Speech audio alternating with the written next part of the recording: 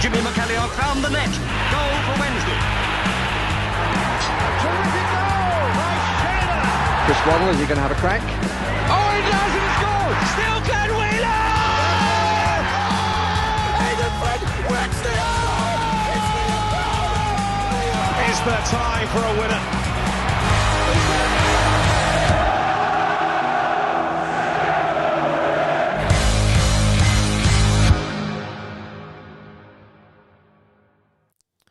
"11 games to go, 11 opportunities to win some points, 11 chances to get closer, and you never know, maybe even overturn that 18-point deduction before the end of the season." Hello and welcome to Wednesday Tie-Dye Podcast. I'm James Mappin. This is your match day watch-along. It's Derby County versus Sheffield Wednesday at Pride Park this afternoon. Team news is out, so we'll get onto that in a second. I've got a few people already in here, which is great. Mark says, will we see the usual scapegoat hunting towards Henrik Pedersen again today? Cherie's in. She says it's good to have Pierce Charles back in net. Yes, we'll get onto that in a second. Andrew's here from the other side. Super Derby, Super Rams. Munsey says that Andrew is now blocked. Ollie says, afternoon, how are we all? Ollie, I'm not liking your profile picture, is all I will say on that one, mate. Kevin's in the building as well. Do get involved this afternoon. Obviously, we are taking on Derby County. Historically, not done very well at Pride Park. However, we did win there last season. 2-1 win. Barry Bannon with that excellent goal. And then Jamal Lowe with a deft touch. I want to say that was quite late on.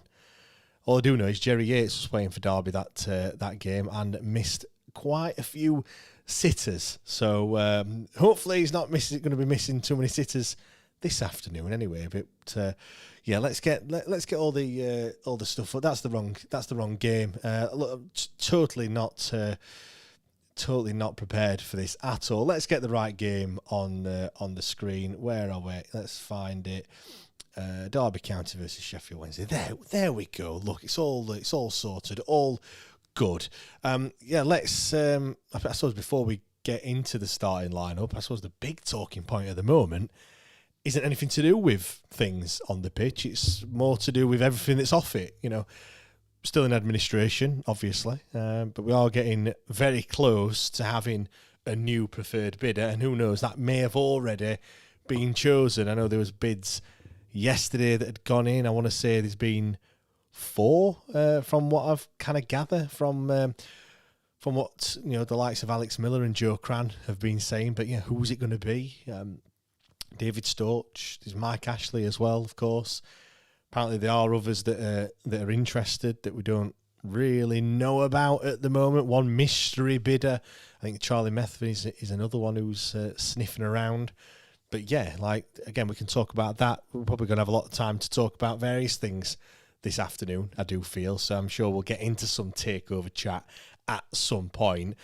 Yesterday I had someone who I trust say it's Mike Ashley. I had another person who I also trust say it's going to be David Storch. So ultimately what I take from that is we haven't got a clue as to who it's going to be. So I am as in the dark as seemingly everyone else when it comes to this takeover chat. But like I said, get in the comments. Do let me know what you think. Ollie says, come on, the Owls. Can we snatch defeat from the jaws of victory? Ollie, we've got to have it in the jaws of victory first. Mo says, any leads on who the preferred bidder is? As I've just said, I haven't got the foggiest of ideas, and I'm not just saying that. I'm not sure who it is either way.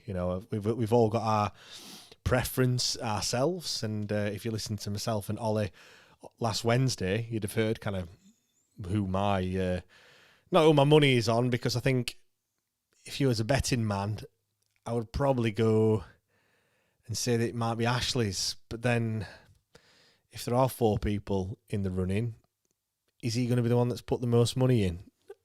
Because ultimately that's what it's going to be down to, isn't it? The administrators can't pick and choose who it's going to be, despite what we kind of thought. It is just down to who is going to who's going to pay the most money. These kits here, why are we in white and why are Derby playing in blue? Like, what's all that about? Like, other way around, get it right, get it sorted. Andrew says, biggest attendance today, party on. Is Andrew the Derby fan? Yeah, you've only come to see the Wednesday, Andrew. That's what it's all about, isn't it? You know, and our massive following that we've taken, which I just want to talk about that for a second before I get onto the starting lineup. Like, bottom of the league, -7 points, 26 games. I've lost count now how many games it is since that day down on the south coast against Portsmouth, the last win that we had all season. But yet we sell out at the away end, which is absolutely phenomenal. I know some people are going to be saying, well, they're just doing it for points. I don't know. We'll see. We'll see today. We'll see how full that away end actually is at Pride Park this afternoon. And like I said, we'll have to have a look. Let's bring the starting lineup then. Let's see who will be playing this afternoon. 2 changes from what I can make out. Pierce Charles has come in, so has Jaden Heskey as well. He had that Achilles problem that kept him out of the last couple of games, so he's back in. So it's Charles in goal. You've got Iofa, Otagbeo and Palmer at the back. You've got Sean Fazier at right wing back and Adaramola on the left. Ingleson and Heskey in the middle. Then you've got McNeil, Jamal Lowe and Jerry Yates as well. So, what do you think to that starting lineup? I suppose the big one again is Pierce Charles back in. I want to say that it was back in full training 2 weeks ago. I know Henrik was speaking about the fact that he was catching the ball and he was actually doing some dives and things. That was last week. So my worry is I don't want him to pick up another injury, but I suppose no matter when he comes back, you're always going to have that in the back of your mind, aren't you, really? So, yeah, it's great that he's back. I want to say, I'm sure he hasn't been out for as long as last time, and I don't think he's had surgery, has he, this time around? I could be wrong. I don't know. But as long as he's okay, that is the main thing, obviously, going into next season and all that sort of stuff. I'm just going to read out the Derby lineup as well. Vickers in goal. You've got Ward, Sanderson, Clark and Merkin. You've got another Clark without an E this time, and Travis. And you've got Brereton Diaz, Sammy Smodics, Rhian Brewster and Ajimang up top, who I want to say scored 2 goals in the game that we had at Hillsborough early on this season in that 3-0 win that Derby County got over us. But yeah, Smodics has scored a few goals against us in our time. Rhian Brewster, not scored many goals in his career, but he has scored against us, unfortunately. Brereton Diaz as well, another former pig. Let's just call him that. So yes, a few players in there that we know about. Let's get some comments as well. Mark says, I can't wait for this takeover to be done. Sick of all the same stuff being said every day. Ollie wants anyone apart from Charlie Methven. Kevin says, Ashley will probably be the quickest to get through the fit and proper test, but yet we have no idea what the value of the bids coming in. Yeah, and that's what it's all come down to, isn't it, Kevin? It is just down to who's paid the most for Sheffield Wednesday, who's bid the most at this present time. So yeah, Sheree says, this is my first time doing the watch along. Sheree, massive thanks for joining me. Do really appreciate it as always. I just want to come back to what Mark's saying about just want this all to be over with. Yeah, I mean, this is the situation you get when there is a takeover like this. I don't know whether we're going to find out anything about who the preferred bidder is going to be. But like I said, we'll just have to wait and see. But whenever there is silence, you are going to get the speculation and the talking and things like that. And on one hand, people want it to be done behind the scenes, which I think ultimately is probably the best way, because, you know, there's never enough news. Whatever the administrators say or whatever is confirmed or released or whatever it may be, there's always going to be questions on top of that, and it never stops. Like, you never I suppose as a fan, you never have enough information. It's always something else, and then something else, and then something else, and it just keeps going and going and going. So there is a part of me that thinks, well, no information is probably better. However, you do get this. You do get speculation. You do get people talking. I mean, I just want to bring up the poll that I put out yesterday. I know a lot of people have said, oh, there's 4 bidders and things, but we don't know who. We know there's 2 and 2 definite names. We don't know the identities of the other 2. So that's why, I'll read it out. If it's a 2-horse race between David Storch and Mike Ashley, then who's your money on becoming the new owner of Sheffield Wednesday? And there's been 1,800 votes, so quite a decent sample size. 79.8% think it's going to be Mike Ashley.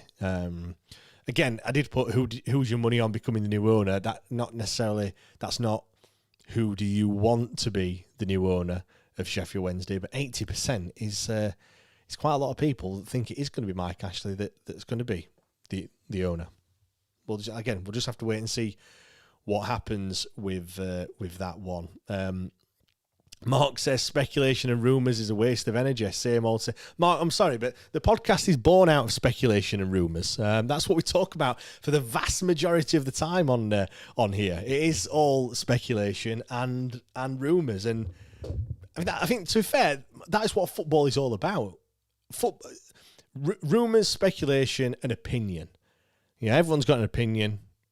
Whether your opinion's right or wrong, that's entirely up to you, I guess, really, and what you believe in. Everyone has an opinion on how a certain player has played. Everyone speculates on what the starting lineup's going to be. That's part and parcel of football. Old Geezer says thought they were interested parties rather than bidders. Well, from what Alex said, I want to say there was 4, or they think there could be 4 bidders. I think they want to say. Let's his tweet earlier, a little clarity on a few wee bits on the Wednesday takeover. No imminent word expected. Situation complex and work's ongoing. Ashley and Storch understanding, he's what he put. I'm guessing that means 2 bids there. Howsome status, and he's put a little cross at the side of that one, so I'm guessing that means that... sorry, I haven't read this article, by the way. I've literally got in the house about a minute before we came live. Methven as yet unconfirmed, and then mystery party arrived late. So I'm just quickly flicking through just to see what it said in there. A bid involving former Sunderland CEO Charlie Methven is understood to be interested, but he's understood to have concerns over its ability to conduct the requisite due diligence within the expedited process. Beyond the known interested parties, I'm guessing that means Storch and Ashley, the Star has become aware of at least one previously unreported party that came into the process late, although it's not yet exactly clear where they sit within the process. Yeah, it's all hush-hush in it. We don't know, is the honest answer. We have no idea who it's going to be, what's involved, and all stuff like that. It's a bit of a waiting game, and I don't know. What do you think? I hope they come out and say who it is, personally. I would like, even though nothing's really going to change, I would like to know kind of who they are before they stand in front of in front of the dugout holding the scarf above the head. Do you know what I mean? I want to know who they are, where they're from, where the money's from, and all that sort of stuff, because you just got to go back to what we had previously and how we got into that situation of not knowing where the money's coming from, not knowing who they are really, and all that sort of stuff. And we kind of just let it happen.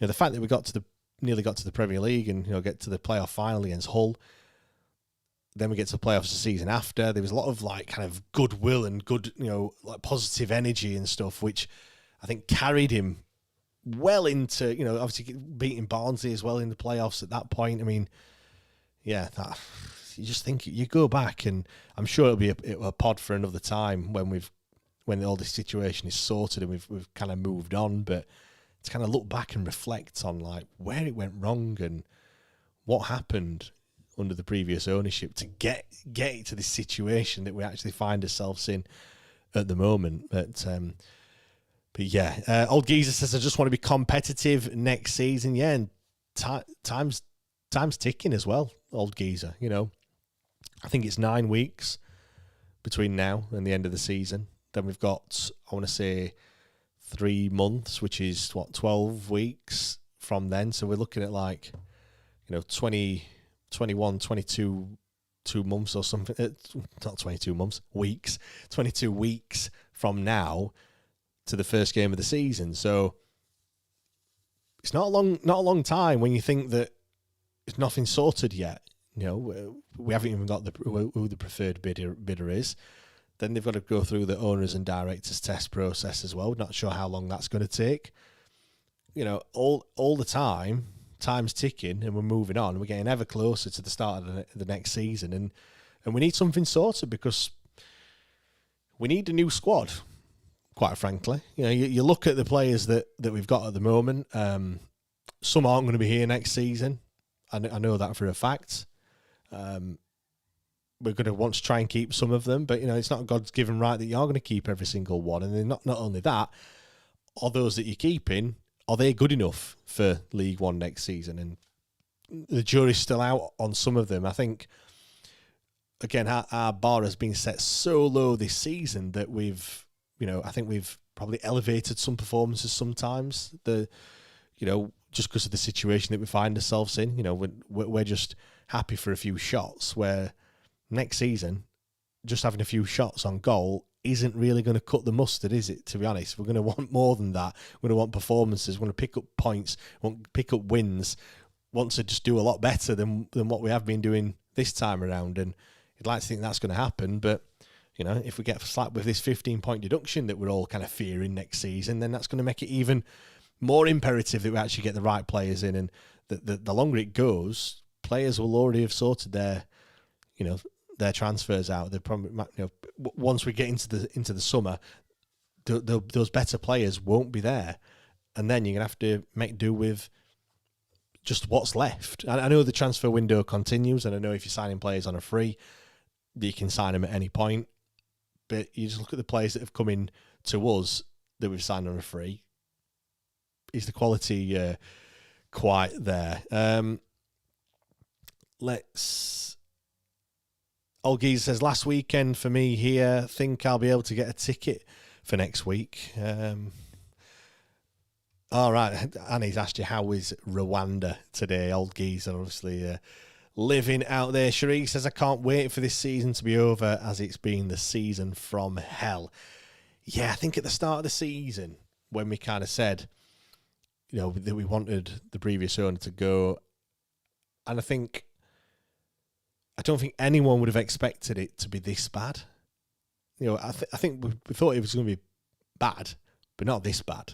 Like, you look at other clubs that have gone through administration, they've won games, they've in Derby's situation, that, you know, the team we're playing this afternoon, they were in administration, they stayed up. You know, they got the 12-point deduction, they survived in the league, they didn't get relegated. It's not an immediate relegation, I suppose. Obviously, it makes it very difficult, but they stayed up, and just the one win, also, like, it's been so bad. When you think back to it, I mean, I'm dreading to do the season review. I might just skip it, really. Like, do we really need to do a season review? Oh, another defeat, and another one, and another one, and another one. Just keeps going, doesn't it? Really, it's like McFly song, that one. But anyway, Steve's in the building. Nice to see you, Steve. Afternoon, James. We're all Wednesday, aren't we? Yes, always good to have people in here, as well as the regulars and everything else. I'm just going to post the link out over on the socials. Get as many people in here as we possibly can. Always good. They will, if a preferred bidder is announced at some point, whenever that's going to be. Sounds like from what Joe and Alex are saying, it's going to be like early next week, I would have thought, or some point next week. There will, of course, be an emergency podcast.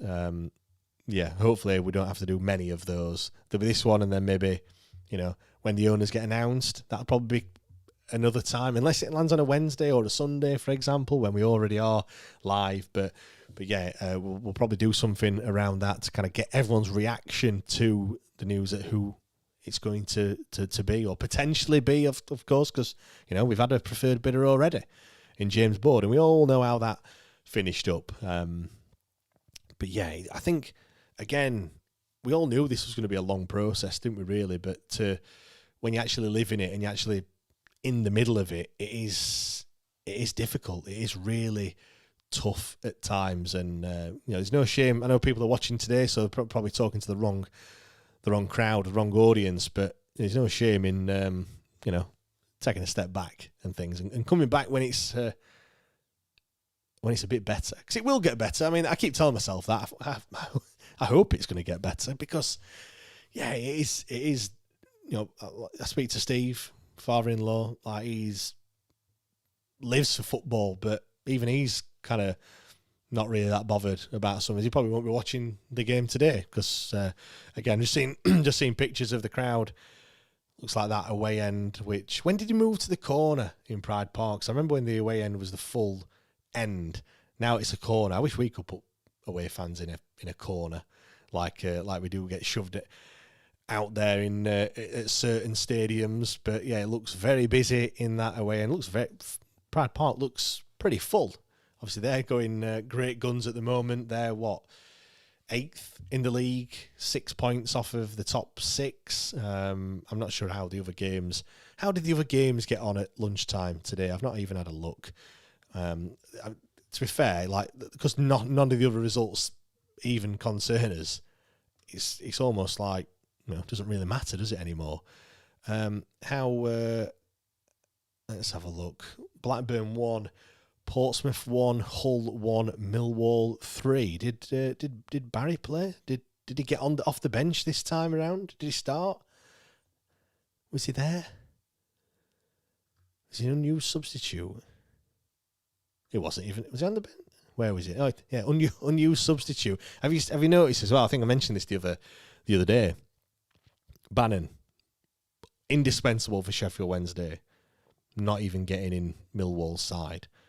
Then you look at Bailey Cadamarteri again this season, played pretty much every game that he was available. Not played a minute for Wrexham this season. And then Shea Charles is the other one. Again, indispensable last season for us. And that was in last season's squad, not this season, last season. Yeah, he's struggling to get into the Southampton side. So just shows you the level that we have been operating at, that there are other players out there, there are other players that can play this game of football, believe it or not just the same few. We're just a couple of minutes away from kick-off. Let me get the scoreboard up. There we go. Let's and the colours have changed. Look, we're in blue. Derby are now in white. Let's get this all sorted, and I will be with you. Let's get score predictions in then. We always like to do that on the Watchalong. What's your score prediction this afternoon? I think I was being extremely positive with my score predictions on the preview show that I did. I went Derby 3, Sheffield Wednesday 1, which obviously the same scoreline that we got beat by Southampton at the weekend, last weekend that was. I think we've scored 3 in our last 4 games. I feel like we're good for a goal. I just can't see us keeping any sort of a clean sheet. I know there were a couple of Discord members that were saying they've woke up positive and thinking it's going to be maybe a 1-0 or a 2. I think someone said a 2-0 Wednesday win, but I just simply can't see it. I just don't know where the chances are going to come from. To be honest, I don't know where the creativity is. I think we can sometimes defend resolutely, but when we do that, when we're defending well, we've got absolutely nothing going forward. But then it's almost a matter of time, because it's just an onslaught from the other side that you're going to concede. So we then try and look to go a bit more positive, and then we make a stupid mistake at the back. So, and you look at the likes of, Sam Smodics, Ben Brereton Diaz, who's in form, Ajimangu, I think scored 10 goals this season. I'm surprised we're not seeing the, who's the other lad that they've got up front that they had from Luton? Surprised he's not playing up front because he's got 10 goals this season as well. So, yeah, we've just kicked off. We're underway. We're kicking left to right as we look. And all in blue. I thought we would be wearing the away kit this afternoon, but alas, we're not. The clock's not started. It should do in a second. I don't know why it's not got underway, but let me let's get it.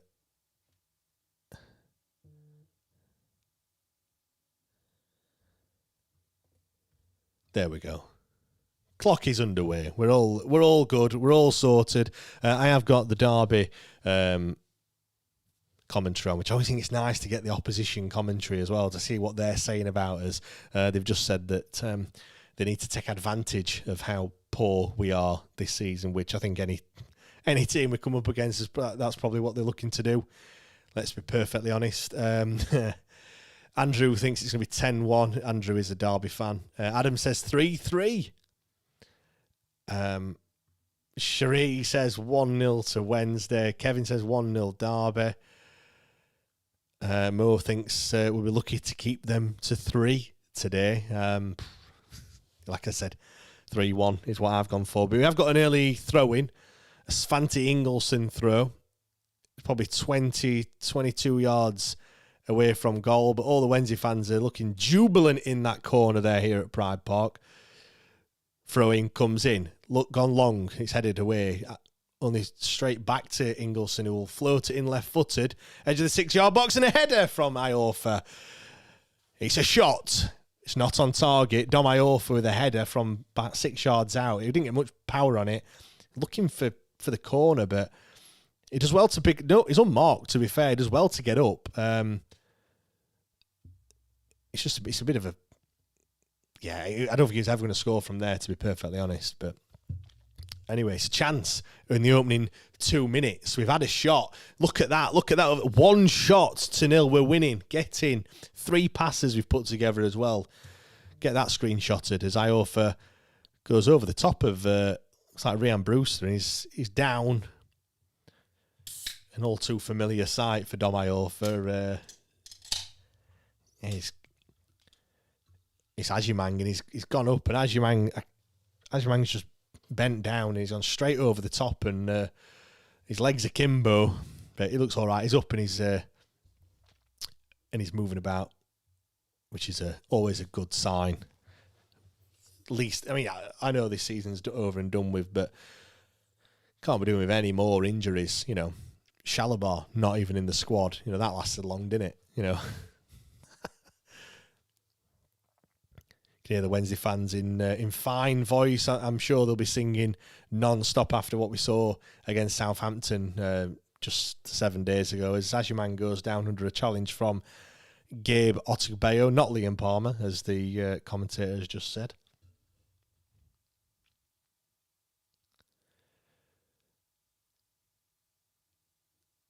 Yeah, it's the foul that. He just totally manhandled him and chucked him to the ground. But he knows him. He knows he's there. Do you think they do that? Professional footballers now. You always got told as a kid, like, first tackle, really hard tackle. Let them know you're there. Do they still do that? Do you think? I don't think they do they? But it's going to be a free kick from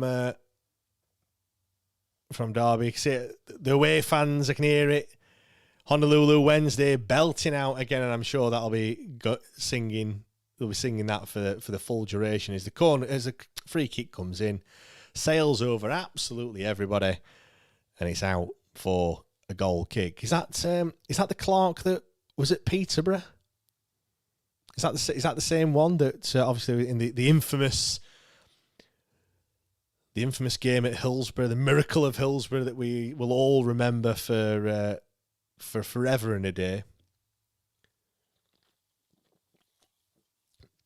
Not sponsored.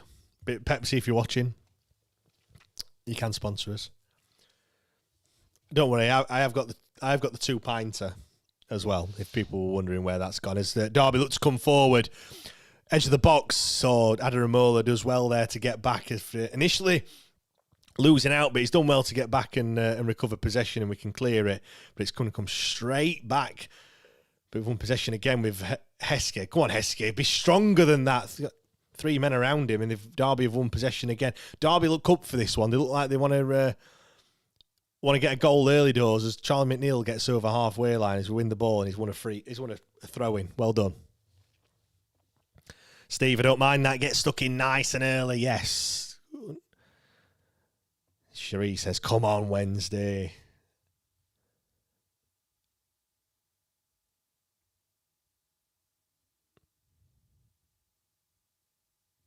Commentators have just made reference to the away end, which is in, like I said, in fine voice this afternoon.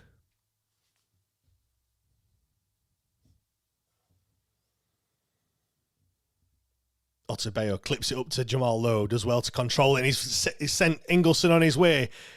Can he get across inside the box? He's looking for Yates at the back. Oh, he's pulled it back, but he was intercepted well by Derby County, but we've still got it. Jamal Lowe. Adaramola, can he find someone? Palmer with it. Adaramola again. Just 18 yards out on that left-hand side. Left-footed crosses it in. It's going to go out for a throw-in, and it'll be another Svante Ingleson special. They just kind of left us there. Derby were quite happy just to let us have the ball, and I mean, rightly so. We didn't do anything with it, did we? But something to keep an eye on. That they're quite happy for us to just have it. And having spoken to the Derby fan earlier on this week, apparently they like to play teams on the counter, which obviously better away from home. But we'll see if they are going to try and do that again today. Throw-in comes in. Ingleson will throw it in, looking for a Wednesday man, and it's found a Derby head. Adaramola has it, and he'll play it out to McNeil on the left-hand side. Still applying a bit of pressure. Right-footed cross. Doesn't get as far as the Derby 18-yard box. And Derby looks to come away, but we've won ball back again. Jamal Lowe. Can he find someone? He's going to try and get into the box. Clips it in left-footed. Nobody there. They can't get it away, though. We've still got the ball. Ingleson now has a go. Is he offside? Go on, then! Oh, it is offside, I think, in the end. Or is it? Yes, it is offside. That was good, though. Good pressure there. Like there was probably 2, 3, 4 phases there where Derby have tried to get the ball away, but they've not got it out even as far as the 18-yard box. And we've just a little bit of extra quality, and you never know. We could have been leading there, but as it is, it's offside, and it is going to be Derby County who have possession. Mad Ward says it'd be right nice to get a win, lads. Up the shagging Wednesdays. Great to see you in here, as always.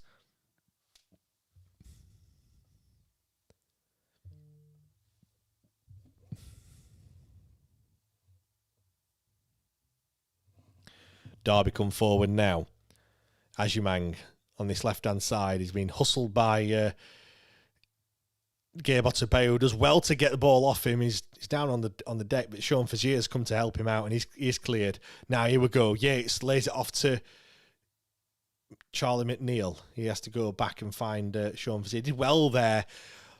Otabeo did well to win the ball back off Ajimang, and then the awareness of Sean Fazier to come and help him out as well when it looked like he was struggling. So yeah, did really well there. Really, really impressed, because I know the defence took a hammering this season.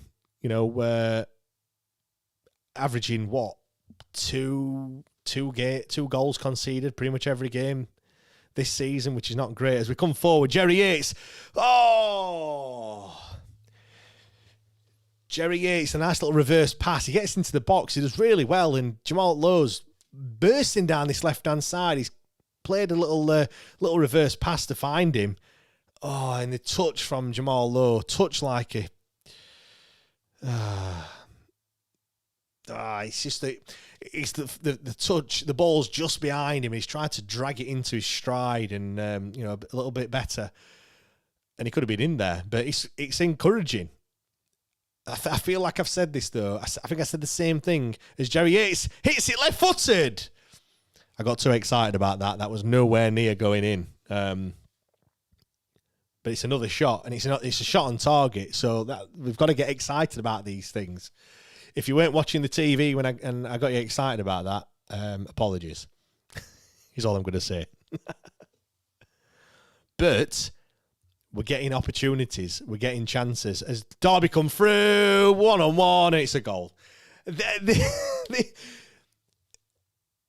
This is exactly what happens with Sheffield Wednesday. We've had chances. We've had 2 or 3 really good opportunities there to score a goal. Derby have ran through the first chance, and it's 1-0. Deary me, that is absolutely abysmal there. The ball's just gone straight through them. Like, what are we doing defensively there? Gabe Otabeo has stepped up and left his man, and Ben Brereton Diaz has got absolutely acres of space to just run through. What they're defending there is absolutely terrible. It's really, really poor.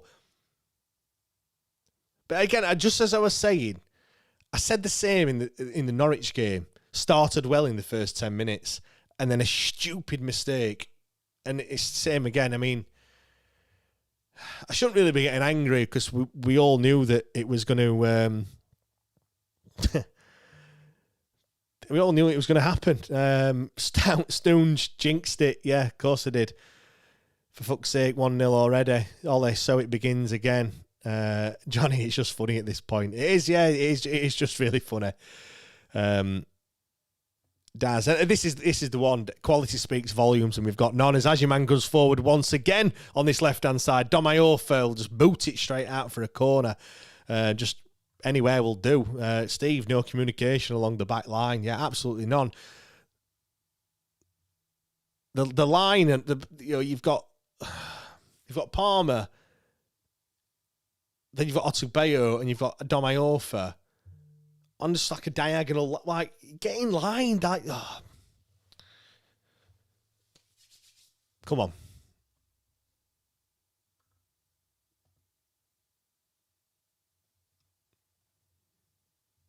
Right, it's a corner for Derby. Cherie says, well, that's my score prediction straight through the window. It's the Wednesday way with us conceding goals. Yeah, what's that now? 51 goal difference, minus 51, that is, of course. As the corner's going to come in, right-footed, in-swinger, it's gone straight out for for a goal kick. No threat whatsoever from that one. Annie says, are we all feeling positive going forward? Oh, that's the thing, innit? I said it before we started. When we defend, it's and just defend, we're quite resolute. But obviously, you need to go forward and you need to try and take the game to the opposition. But we just simply don't have the quality to do that. There was 3, 4, 5 chances really to get a shot off or to get a shot on goal. And then we offer up one chance to Derby and they take it and they score a goal. It's 1-0 up. And as Ajiman goes forward on this left-hand side, Brewster,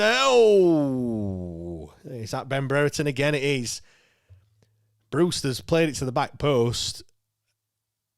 I mean, it's a tough chance. It's come at him really quick, and he's just hit it over the bar. But that could very easily have been 2, to be honest.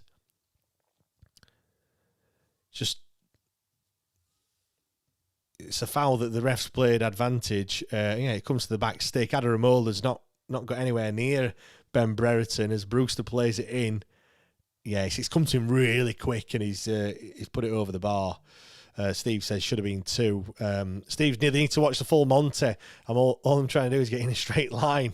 Well, it's the Arsenal offside trap, innit? Yeah. Kevin says even Henrik was shaking his head at the goal. Mad Ward says stay positive. It's difficult. It is difficult.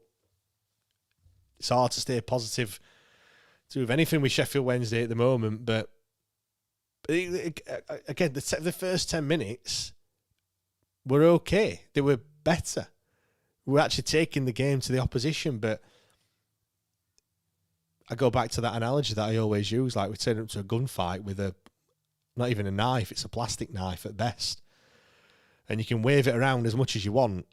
You've still got a plastic knife. You know, we can try as we want to score a goal, but when you've got just a distinct lack of, not only a lack of ability, but lack of confidence when you go forward, you're always going to find it tough. And then now, and you go 1-0 down. This is why I fell foul of this myself, because I was saying a few weeks ago, we need to try. We need to just, like I'm going back kind of pre the Sheffield United game. Let's just have a go at sides. And then I kind of realised that, like, what am I asking him to do? Like, what are we having to go with? Because we just don't have anything, do we? And this is the prime example. Before, we were getting to games. It's a shot from the halfway line by Smodics, and Pierce Charles just watches it go behind for a goal kick. But no, we were getting to 60-odd minutes, and then we were conceding. How many games were we in 0-0 at half-time? There were quite a few, weren't there, if you think about it? Now, the last 3 games have been 2-0 down at half-time. We're 1-0 down already. This could also be 2-0 this time around. So, when people say, I'd rather lose 5-0 than kind of not having a go, I don't know. It's easy to say that when you've just watched a side not have a go and lose 1-0 or 2-0. But then if you, like, we've had a go in these first 10 minutes, but it's all for nothing. We've had a few chances, but we're 1-0 down. So I don't know. It's hard, isn't it? Really, it's probably stuck between a rock and a hard place. But Jerry Yates comes forward. Right, can he find Charlie McNeil? Oh, it's a poor pass. Oh, it's a foul, referee. Ref, that's a foul. 100% foul on the edge of the box. I don't think it was a penalty. Cross comes in. Header! Yes! Get in! Jerry Yates, celebrate, son. Go on. Get in that corner and celebrate. Come on!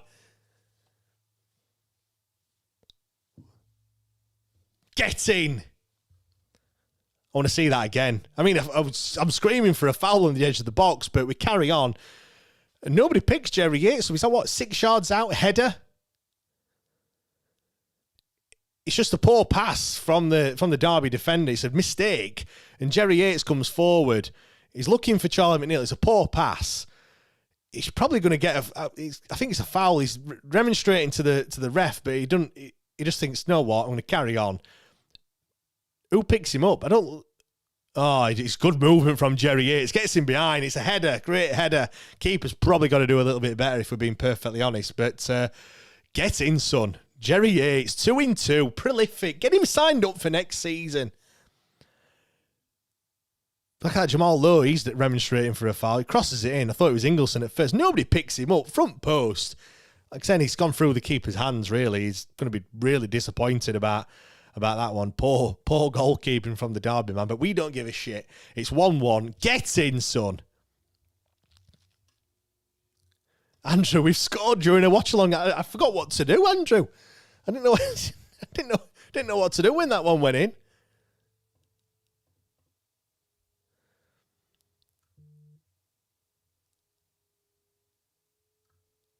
Jonah, come on. Mo, get in.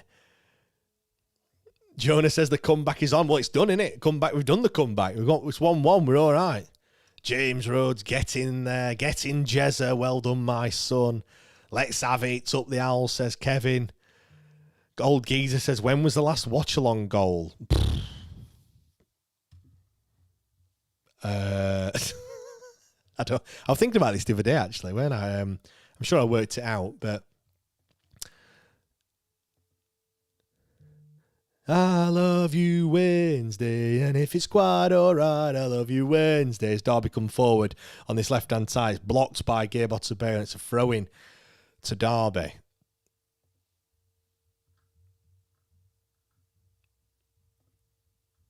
I'm going to have a look. The last watch-along goal, we didn't score against Swansea. obviously we scored against United, but I was there, so it wasn't that one. We didn't score against Blackburn. We didn't score against Bristol City. We didn't score against QPR. Well, we've got to go back to Hull, haven't we, really? Throw-in comes in, headed away. Watford. Did I do a watch-along for Watford? Can't remember if I did or not.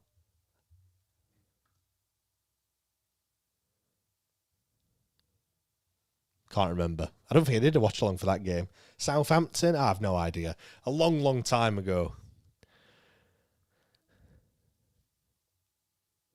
Derby have got possession in their own half. They wouldn't have been expecting that. An early goal from Derby, maybe they would have been expecting that, but not conceding. But that's four goals now in the last 5 games. We are prolific, having gone nearly 10 games without scoring. We can't stop scoring, but I'm likely to think we're going to need more than one in this game, as Brereton Diaz has a shot, but it's easily blocked. We've got to be careful here, not get too complacent. But who is it that's gone down? Gabriel Bayo. He's holding his head.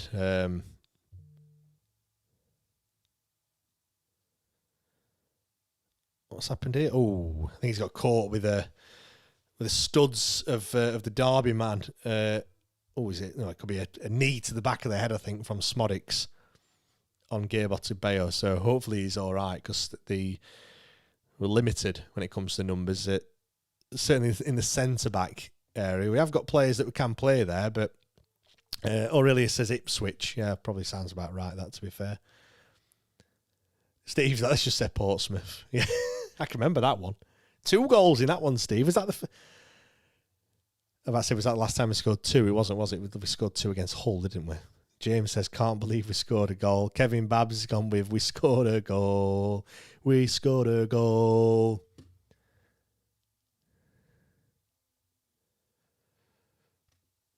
I follow Martin. Old Geezer says it was a where was you moment. Dasher says, I genuinely feel bad for Sheffield Wednesday. Team is touring up to pieces. I really hope they get back up from League One ASAP. Justin says, I hope we're bouncing. Yeah, I can see it now. We are bouncing. Not doing that. Not to that song, Justin, but yeah, we are. Those away fans look like they're celebrating, and rightly so as well. We had nothing to celebrate this season, and you know when it went 1-0 to Derby, I did fear the worst a little bit, but no, we've got a goal. We've got back on level terms, and that'll give us a bit of confidence, I feel, more than anything else. Steve, has Matt gone today? No, he hasn't gone today. He's thought better of it. He got an offer of playing golf. He either go to the match today or play golf tomorrow, and yeah, I'll tell you what. Well, I think we all know what he chose. I will be ribbing him about that tomorrow. Don't you worry. Justin, take our goal down. That'll keep him out. Yeah, just get everyone on the line. Just get all 11 men on the line, and see if they can score past us. I wonder if a team's ever tried that at any sort of level. Derby come forward, crossing, left-footed, header. Brewster should have done better there, really. He's 6 yards out with a header, and it's gone over the bar, and yeah, could have easily been 2 there. It was a cross that comes in, it's deflected, and he's got there well, to be fair. He's attacked the ball, and he's probably attacked it a little bit too much, really, and it's just gone over the bar. Good for us. Yeah, old Geezer says, love how the bottom 4 teams spell owls. Yeah, I've seen that. Oxford, West Brom, Leicester, and then us. Mad in it as well. West Brom, Leicester, and Wednesday all could be playing in League One next season. All getting relegated in the same season. It's mental. When you look at the size of the clubs that could potentially going down as low. Commits a foul. A proper striker's foul, just stupid pull of the shirt when he didn't really need to do that, to be honest. They were going absolutely nowhere. I mean, it's not it's not the worst shirt pull that I've ever seen in my life. I've seen much worse that's not being given, but you know what refs are like. They're always easy. They'll always give a foul against the striker when the ball's down in that end. It's an easy foul to give, in it at the end of the day.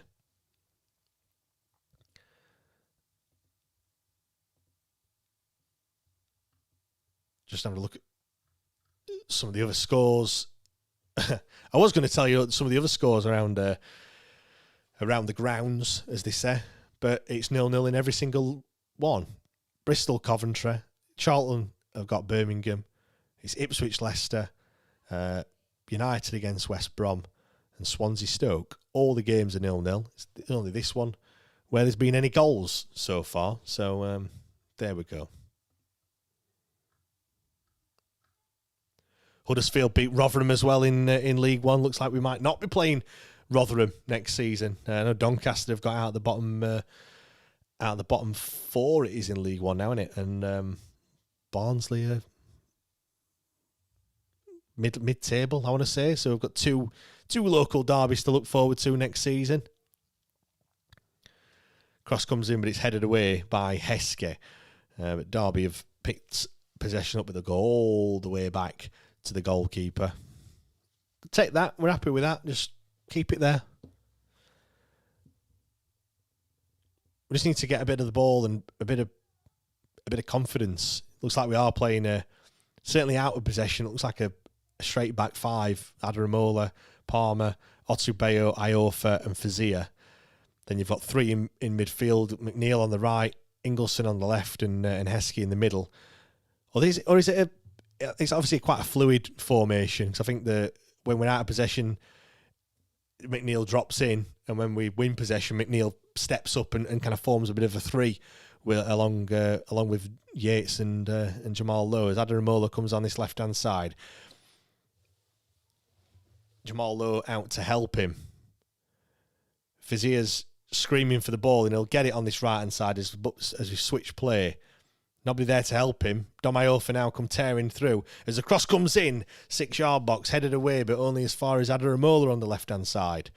Can he do anything? Few little step-overs. Jinx one way and the other. Gets the cross across. Oh, 6-yard box. It's cleared again. There's nobody there to poke the ball in. He did well. He went one way, went the other way. You know, not sure it was that effective, but he still got his crosser in.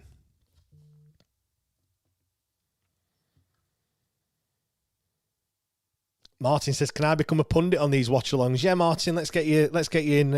I'll have a chat with you. Drop me a message, and I can get you in maybe for the next one, which will be who have we got coming up? Who've got? I know we've got Watford on Tuesday. After that, I don't even look that far ahead. It doesn't really matter, does it anymore? As a throw-in comes in, it's bounced. You've got to take advantage of those sorts of things there. It'll be Hull. Hull away will be the next one that we're doing. We've got Watford at home. And then we've got Ipswich at the weekend.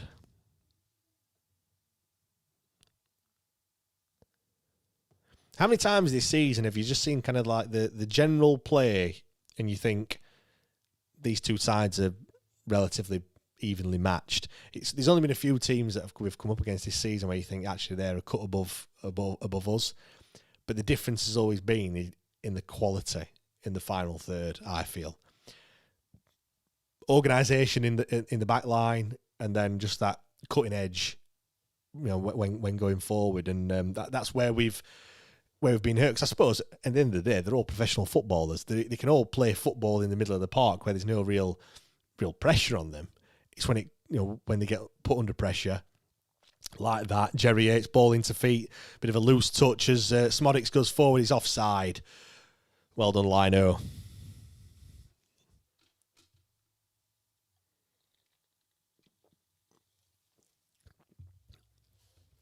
Well, my score prediction's still on, with it being 1-1. We've got the goal that I said we'd get.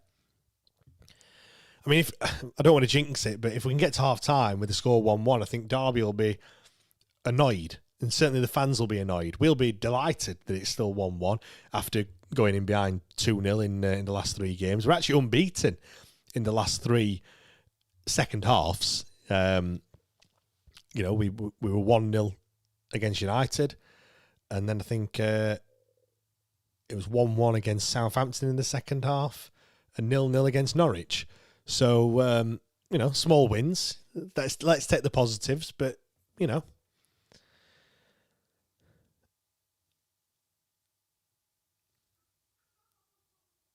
James, the clock. I don't know what you mean, old geezer. It's the clock's. Oh, you mean that clock? I did swap it for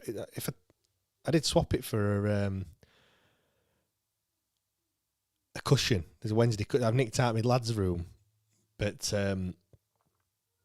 obviously I've had to move over because I can't be asked to move it now. Wait a minute. There it is, look.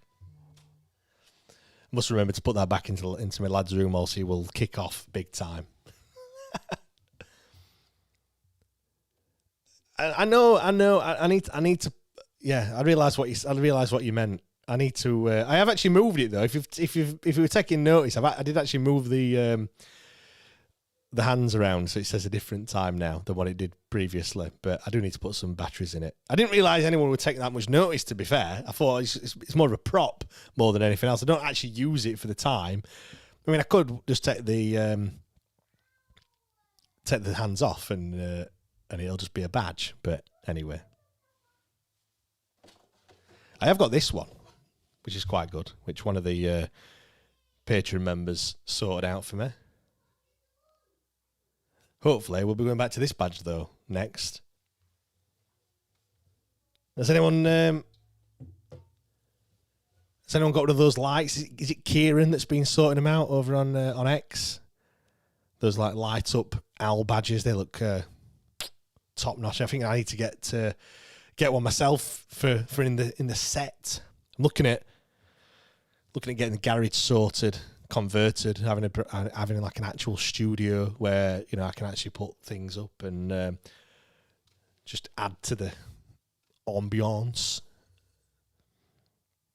Mad Ward says, I hate that badge with a passion. Cross comes in, it's a corner, punch from Piers Charles.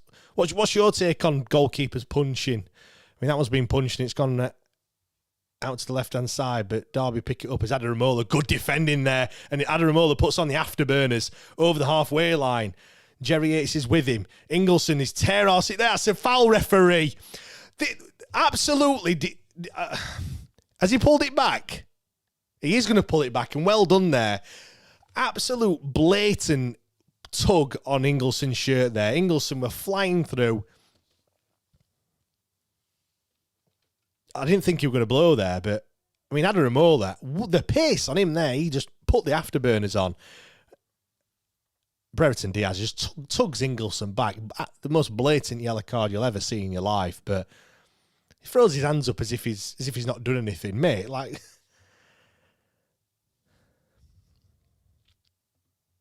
hulking healer, yeah, he's a proper boy. He's Kieran. It's great quality.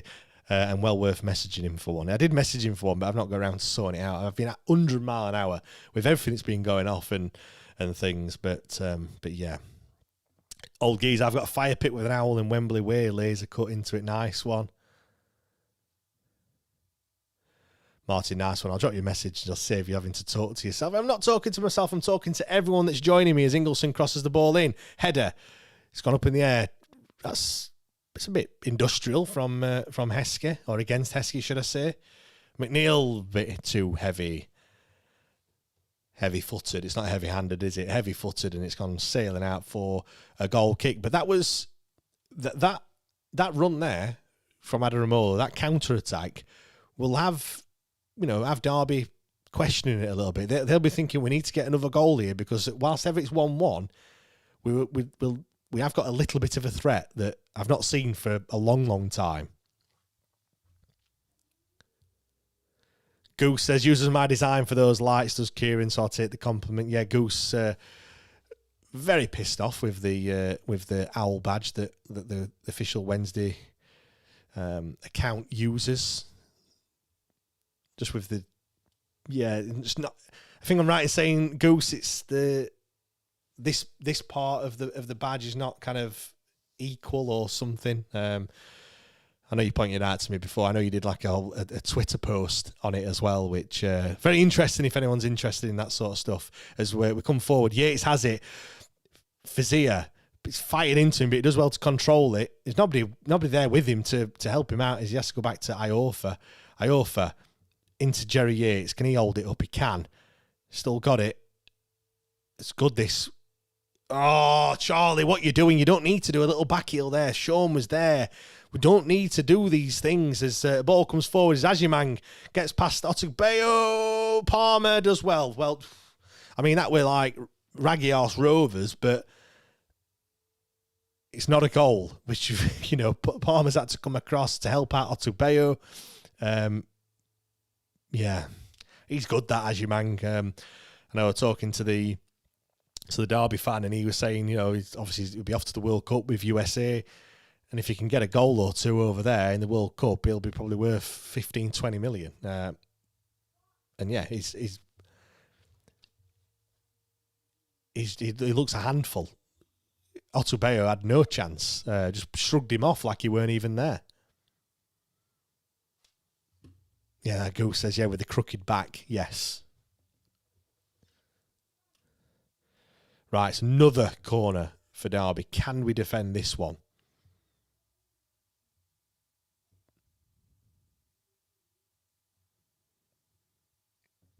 Clark, edge of the box, cross comes in, it's deflected and it'll be cleared. But it's come back. It's a bit of head tennis as we try and get the ball away. Oh, the ball through. That's not a foul. Oh, it is a foul. Liam Palmer's brought down Smodics and he's given me a yellow card as well. I think it's a bit harsh, to be fair.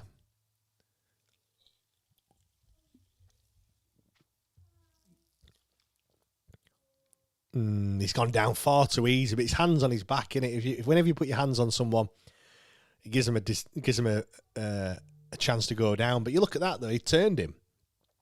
If Smodics stays on his feet, which he should have done, he's through on goal. I never get that. Like, you know.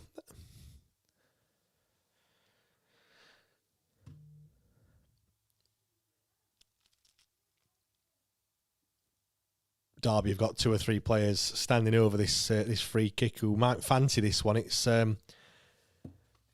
probably 20, 21, 22 yards out, I want to say.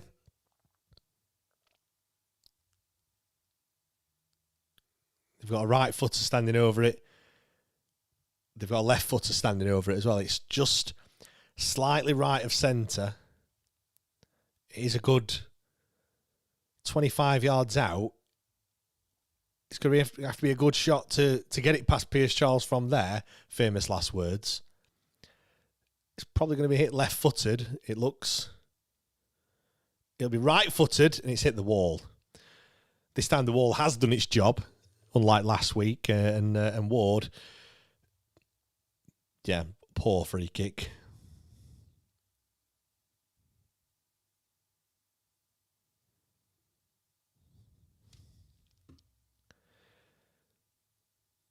It's going to be a throw-in for Derby. Have they got a long throw in their ranks? Longish, but Domayofa does well to head it away.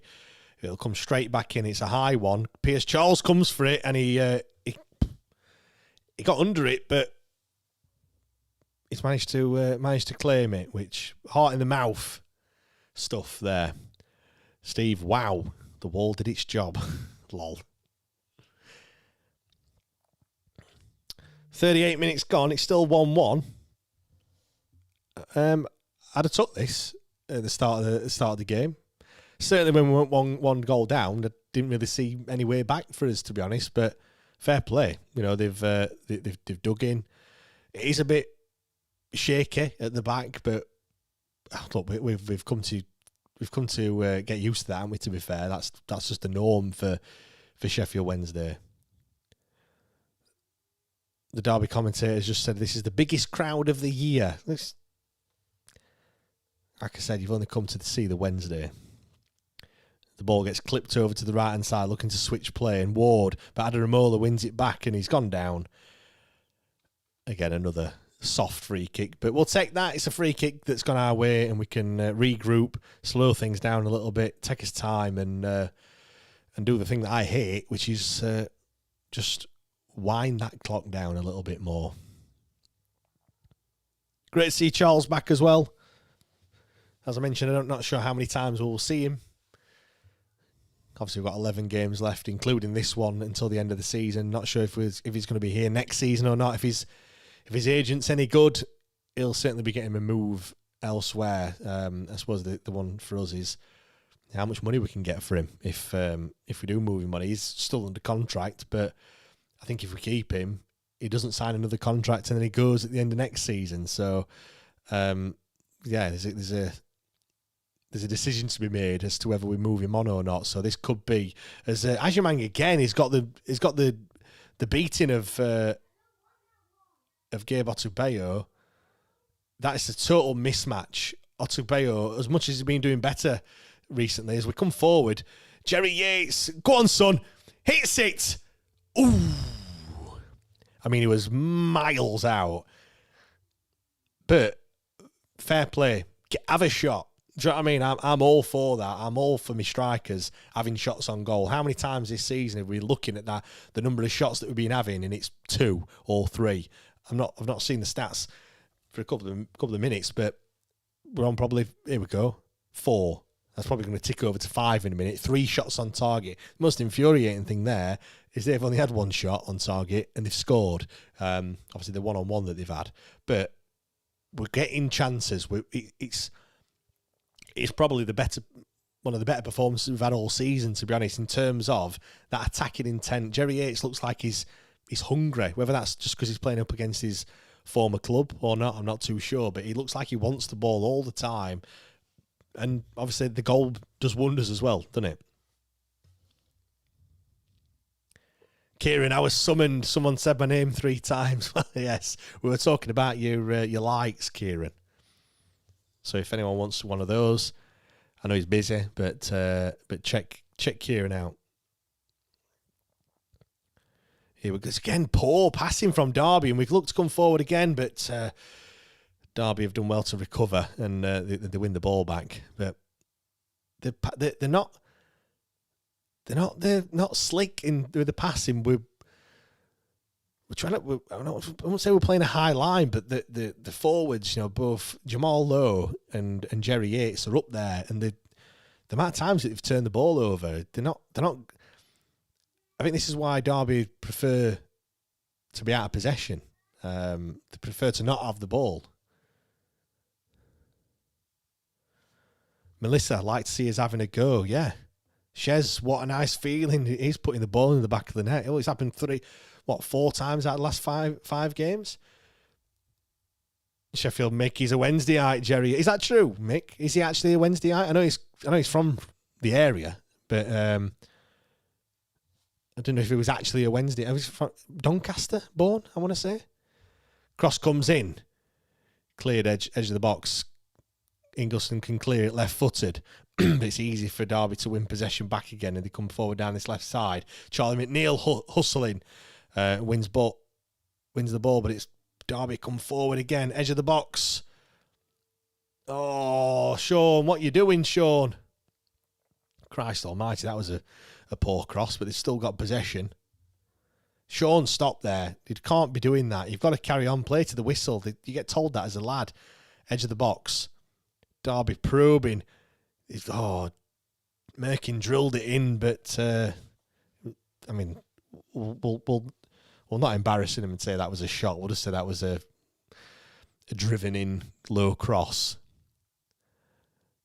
Ajimang on this left hand side, probably not where he wants the ball, but he's got it in his little tricky feet. But Sean Vizier with a good block and a good crunching tackle.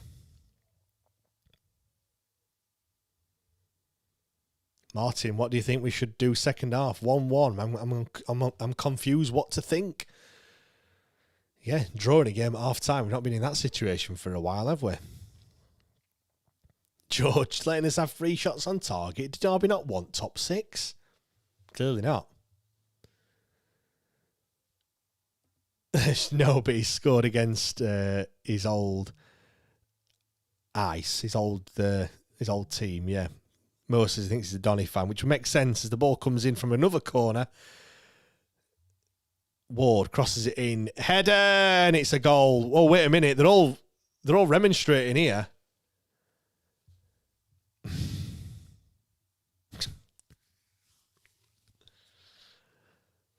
I don't know what the Wednesday players are complaining at, but Pierce Charles straight away put his hand up, but oh, dear me. Let's have a look. The cross comes in. What are they complaining about? I don't see anything wrong with that. It's just not defending the.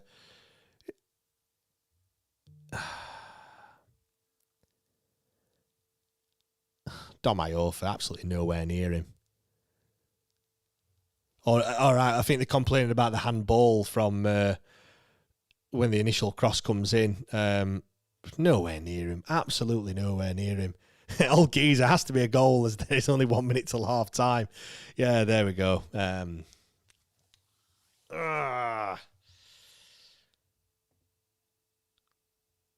So annoying.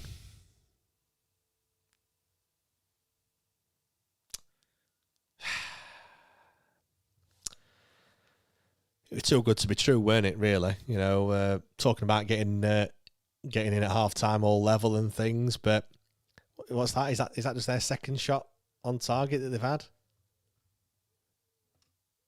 Dear me.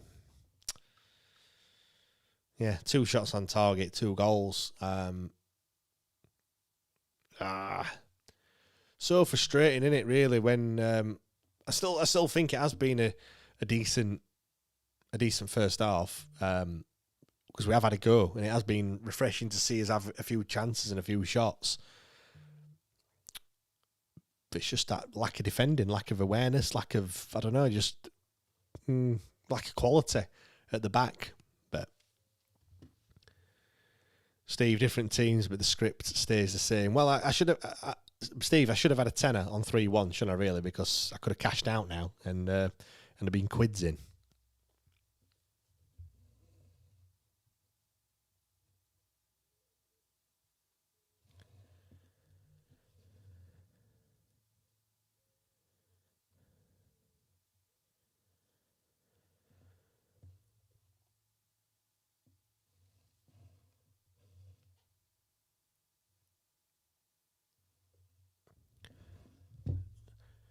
It's 2 minutes of added on time, and we're into those 2 minutes now. So the half-time whistle is going to be coming any time now.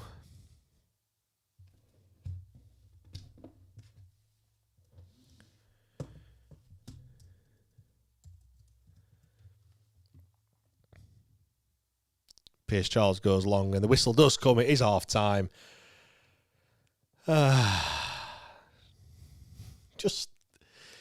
Just frustrating, isn't it? Really, really frustrating. Half-time, Derby County 2, Sheffield Wednesday 1. For a lot of that, heading towards half-time there, and you're thinking that it's, they think it's going to be a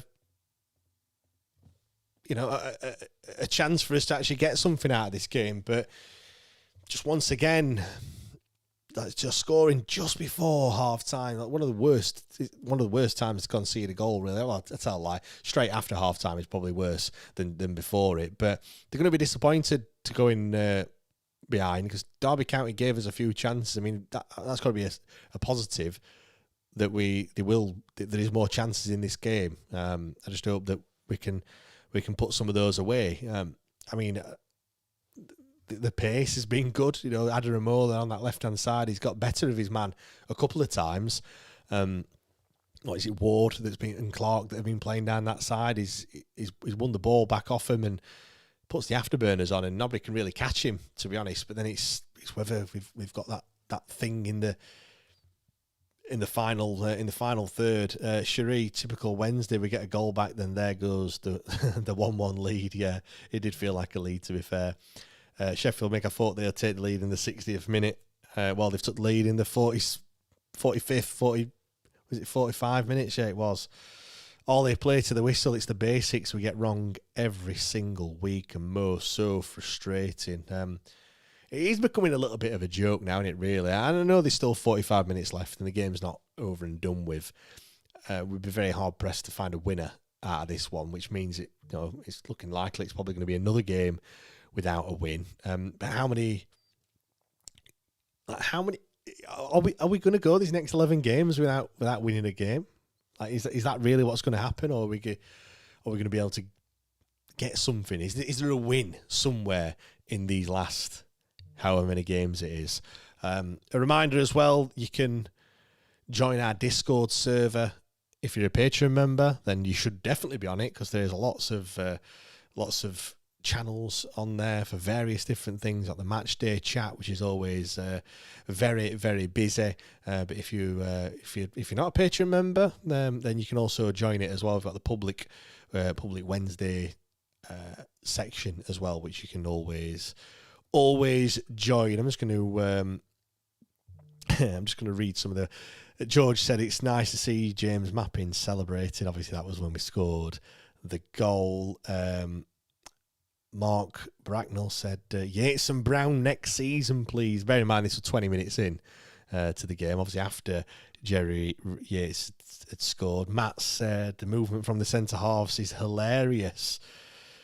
Yeah, obviously for the Derby centre-half. Sanderson defending like you've been reading our comments about Jamal Lowe. Centre-halves behaving like Jerry Yates wearing a Luton shirt. Yeah. Matt said, as good as the first half as I've seen from us since September, October, defensive line is a horror show, but hey-ho, 3 shots on target, and Derby are fairly lucky to be 2-1 up. Yeah, I have to agree with that, Matt, 100%. It's just a bit of attacking intent in it. It's amazing what a bit of pace does as well, doesn't it? When you look at Adaramola down that left-hand side, a few times he's won the ball back and straight away on the counter-attack. The problem you've got is you need other players to keep up with him. You've got to have people up there with him to actually, find that pass or to offload the ball and keep that attack going. And a couple of times it's not quite worked, has it? But yeah, look, we scored a goal. Like we cannot grumble, can we, at all? I mentioned joining the Discord server, and I realised I've not put the link in there. So give me 2 seconds. The link is there. Let me pin it to the top as well, so you can go over and join Discord with everyone else as well. Let's read some more. Liam Rooney says, up the Owls. Mad Ward, we're still in this game. Vague attempt at staying positive. Well, look, it's only a 1-goal deficit. The last 3 games, United 2-0, Norwich 2-0, Southampton 2-0. So it's only one. It's only 1-goal deficit. Again, let's take some positives out of that. Just looking at the stats there, still 35% possession. Derby County aren't comfortable when they have the ball, are they? But they're the side that's 2-1 up. Nat says, be good if we could keep Yates next season. Ollie, do you have any Lego sets to build in the second half? I've still got this one that I've not built. We could do that if you want. Got the little manual here. Look, got my little stickers that we can stick on. Look, this is the content that you've come for on the watch along. We do football for 90 minutes and Lego for 15. Or we could be doing Lego for a lot longer, depending on how the second half goes. Or we could do the Panini stickers. I think I'm gonna need about 10 or to complete the set. I've been a bit lackadaisical, to be fair. I've not. I've got a few in the tin that I've not stuck in. I've got loads of swaps. If anyone wants any swaps, by the way. If anyone's doing the Panini stickers, I've got an absolute shit ton of swaps. What do people call them? I always call them swaps, but people call them duplicates. I know it means the same thing, but they're always swaps as far as I'm concerned. There you go. I've got loads of stickers. So if you are doing the Panini stickers and you need some, then let me know and I'll see if I've got any, and I can definitely send them out to you. Why not? Like to help people out and things. You never know. You might have some of the 10 that I need to complete the book, which is falling apart, by the way. Like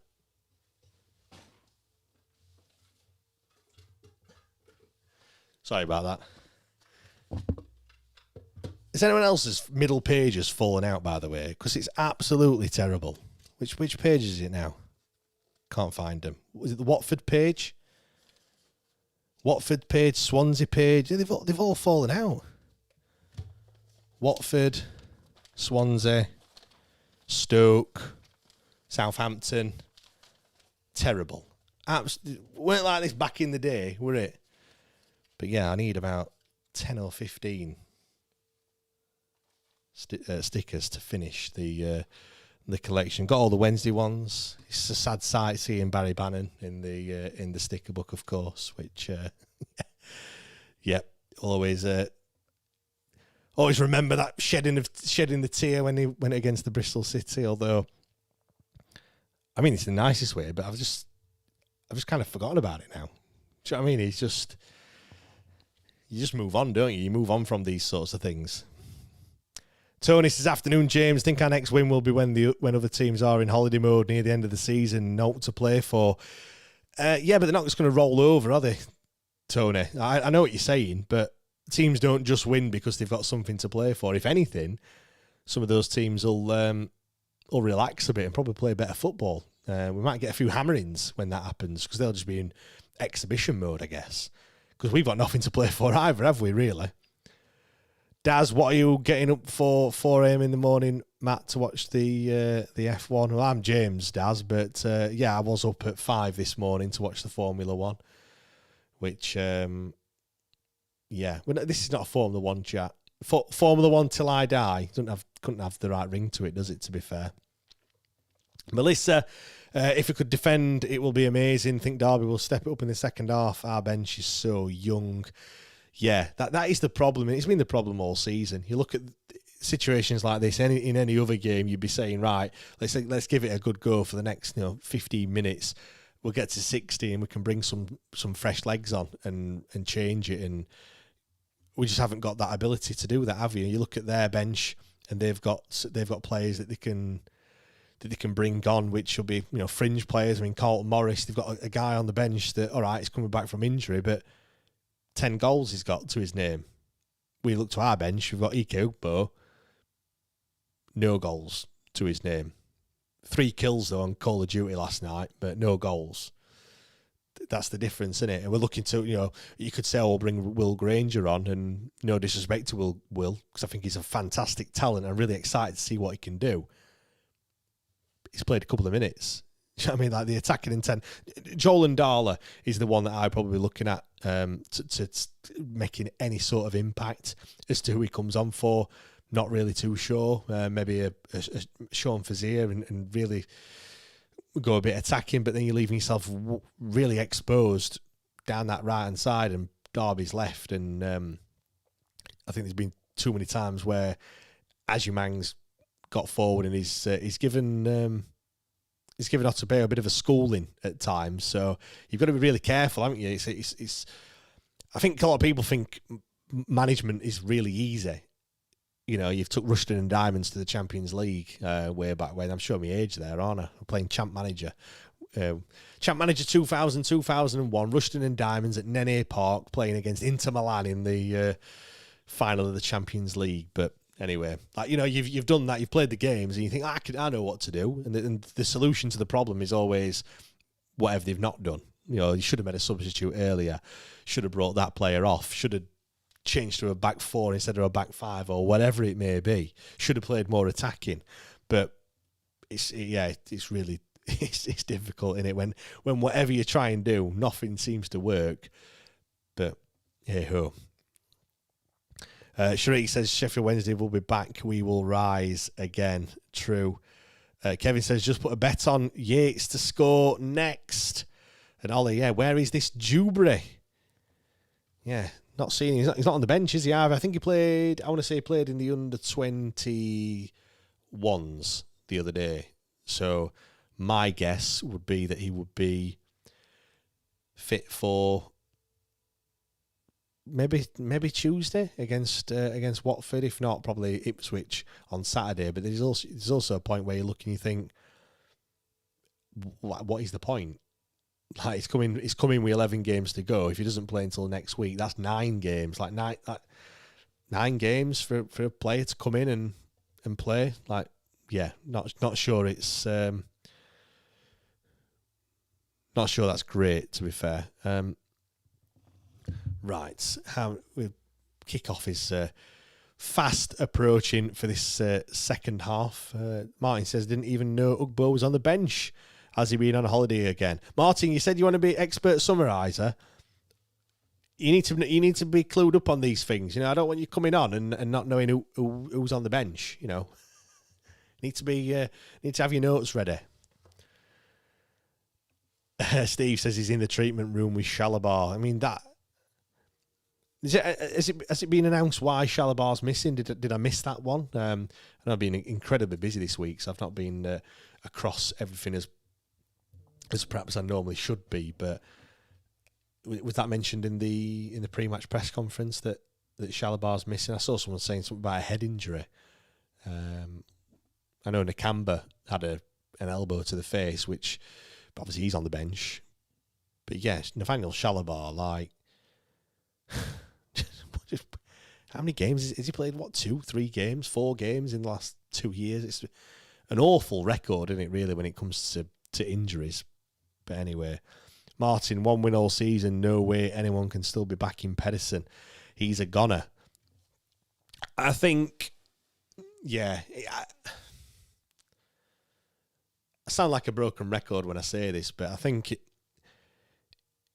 you can't really judge him on this season, really. Let's be honest. Like, I don't think any manager would have done much better, if any better.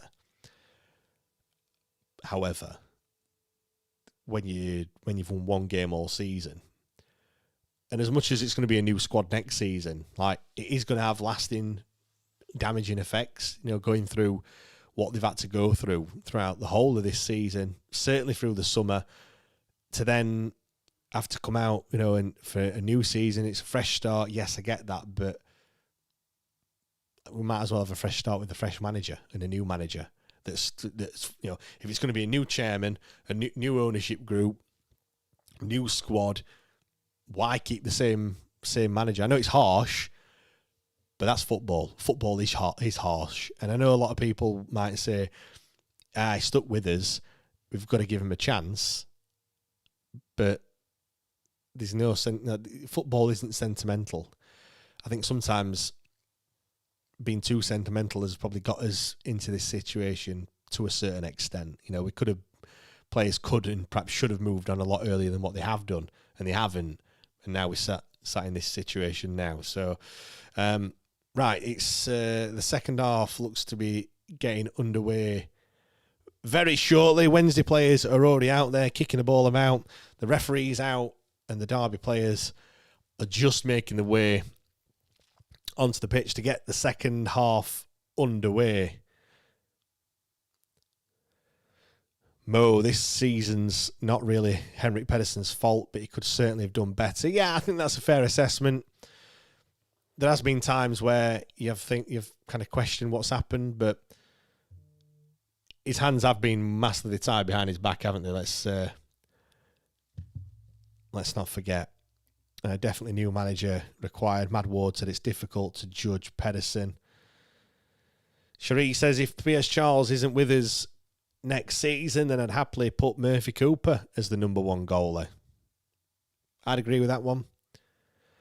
Mad Ward says, come on you blue and white wizards.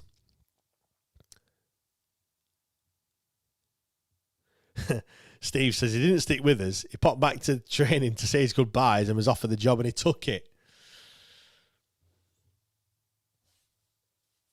Right, second half underway.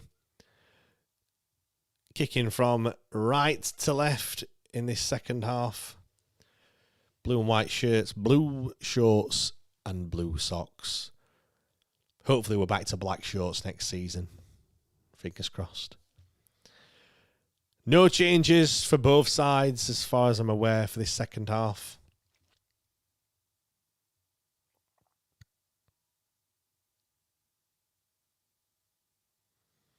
Wednesday fans in fine voice once again. I feel feel like I've said that quite a few times, but it's true.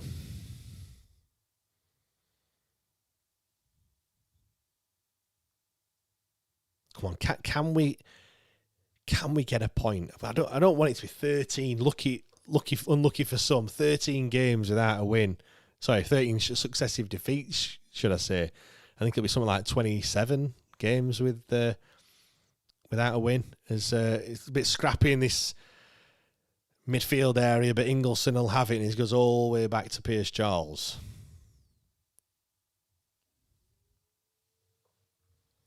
Cherie says, I'm enjoying this watch along, James. Thank you, Cherie. Do appreciate it. I know it's tough sometimes, but I do enjoy doing these watch alongs. I think it's good to chat to people and whilst you're watching the game and giving my thoughts and hearing what your thoughts are as well. So do get in the comments if you are watching it. Do appreciate it as always.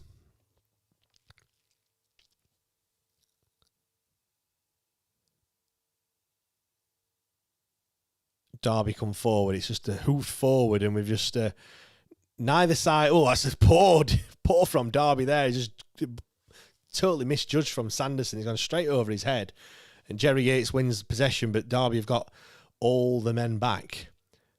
Oh, Jamal Lowe, got to be better than that. Ingleson slides in, wins possession back, and Jamal Lowe. What can Adaramola do? Gets into the box, crosses it in left-footed. No one there. Yet again, I've said that far too many times. When we put the ball across, there's nobody in that 6-yard area. Like what we're working on in training. In training, we should be. Oh, Ingleson's looked to clip it over to Jamal Lowe, but just not quite got there. In training, for me, you've got to be saying when you get into these positions, the ball is going to go in a certain area. Let's just try and simplify things. If we're going to aim for the 6-yard box, get men in the 6-yard box to get on the end of it. Cross comes in from Adaramola, headed away. It's a bit of pressure from Wednesday in these opening couple of minutes in this second half.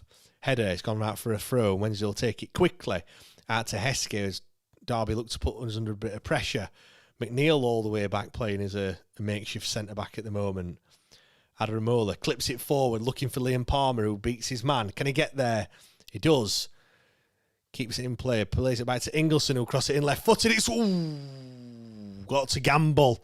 The cross comes in, and it was fairly easy for the goalkeeper in the end, but I think it was Jamal Lowe. If Jamal Lowe would have gambled on that one and just gone forward, he perhaps could have got on the end of it, but as it happens, it was easy for Derby to collect it, and they'll have possession, just passing it on along the back for a moment.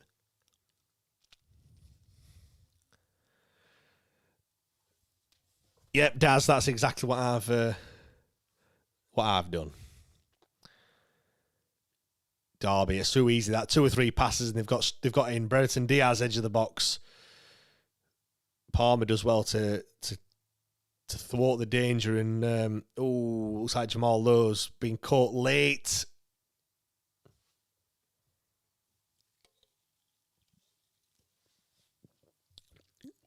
Jamal Lowe's still down, by the way.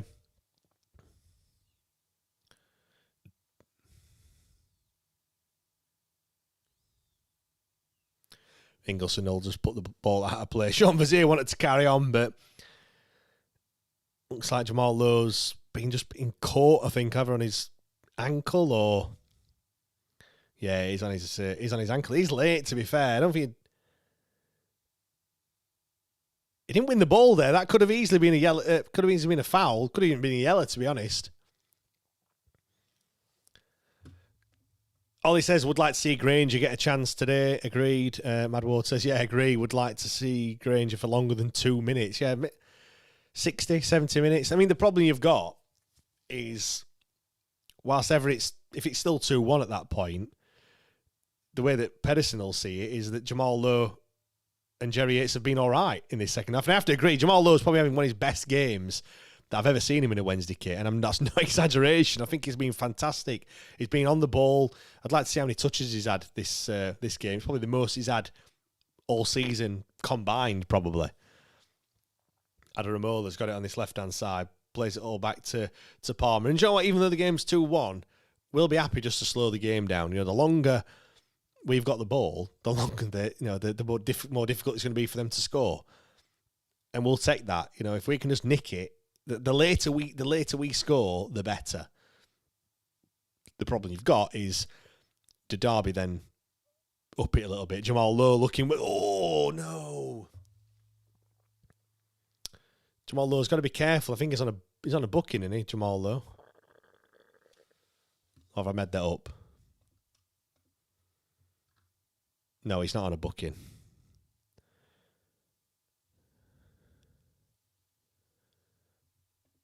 Honolulu Wednesday in paradise. Away fans getting the Honolulu Wednesday chant going.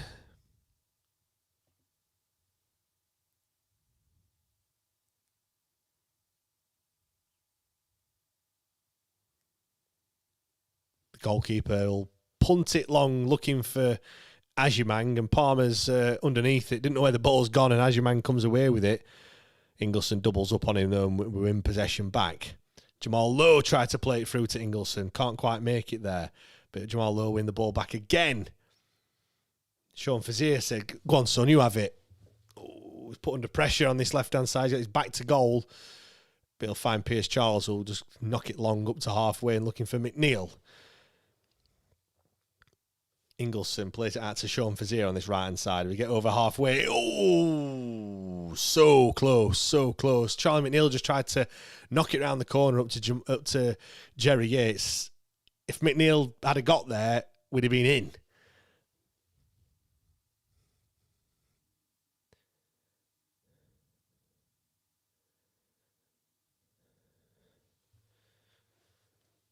Yeah, Steve said Palmer booked. Yep, agreed. It wasn't Jamal, though. It was Palmer.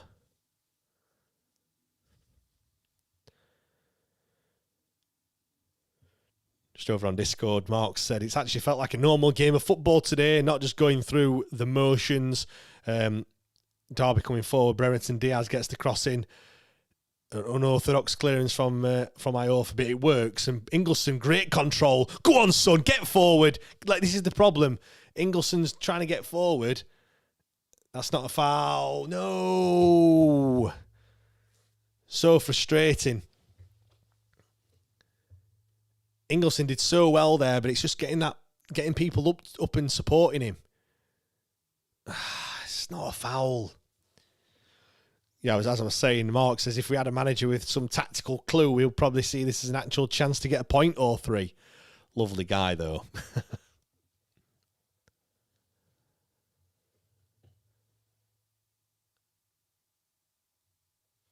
For those wondering, the fans are still singing, by the way. Honolulu Wednesday belting out once again, as it was last week against Southampton.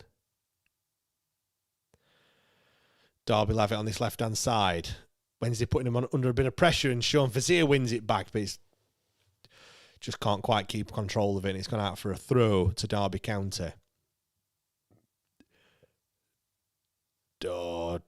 Smodic's in quite a bit of space, and they've got even more space on this right-hand side as they're trying to switch play and stretch Sheffield Wednesday at the moment. Smodic's got it again on this right-hand side, looking for a cross to come in. Cross does come in, too close to Pierce Charles, and he'll say thank you very much, and we'll bowl it out looking for a quick counter-attack up to Svante Ingleson, but Derby have got men back and will keep possession, but not quite that quick counter-attack that they were perhaps looking for.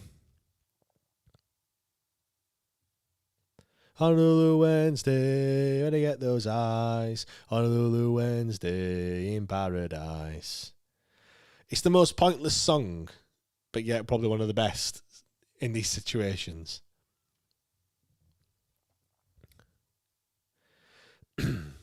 Pierce Charles playing out from the back.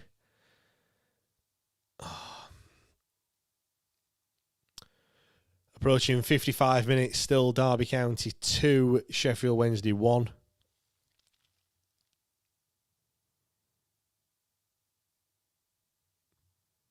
Been to Pride Park a few times. Obviously never seen him win there. I went for the 0-0. Was it not last season, the season before? That was a dire game, that one. Awful. Adramola's got it on left-hand side. 25 yards out. Can he find someone? He goes to go back to Palmer. Palmer looks for Jamal Lowe. couple of players on this left-hand side trying to work something out. Jamal Lowe, loose pass, and Derby will now come forward, and they've got 3, 4, 5 men striding forward. But it's a poor pass, and Otterbeyo will mop it up and play it back to Pierce Charles, and we'll start again. Heskey just been allowed to come up over halfway, and he clips it forward, looking for Jamal Lowe. Can't quite get in on the end of it, and it'll go all the way through to Vickers in the Derby goal. Munsey says, I will never be ashamed to say I follow Sheffield Wednesday. Our fans are the best. 72 age, 7 first game, I was hooked. I want our young fans to experience the times I was lucky to have in the 90s. Thank you, Munsey, for joining me. And Charlie McNeil comes forward. It's a cross that comes in, looking for Jerry Yates, and Sanderson will head it behind for a Sheffield Wednesday corner.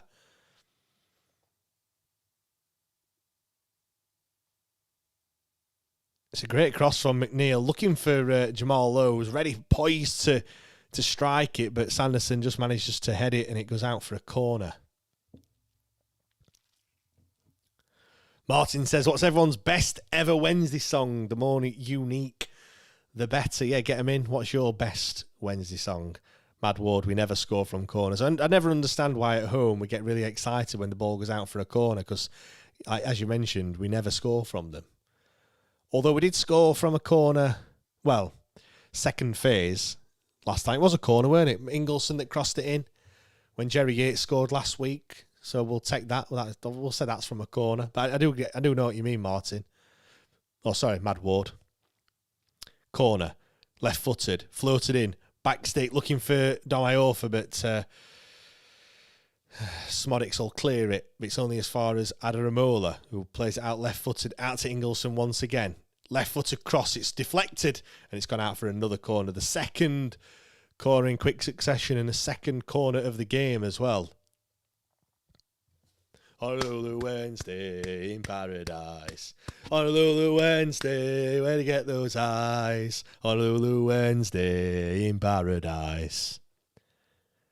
Getting louder as well from that away end. Fantastic following. It's unrivaled away support. Ingleson will float it in back stick again, looking for the same target in Iofa. Once again, can't get there. And we'll go all the way back to Pierce Charles.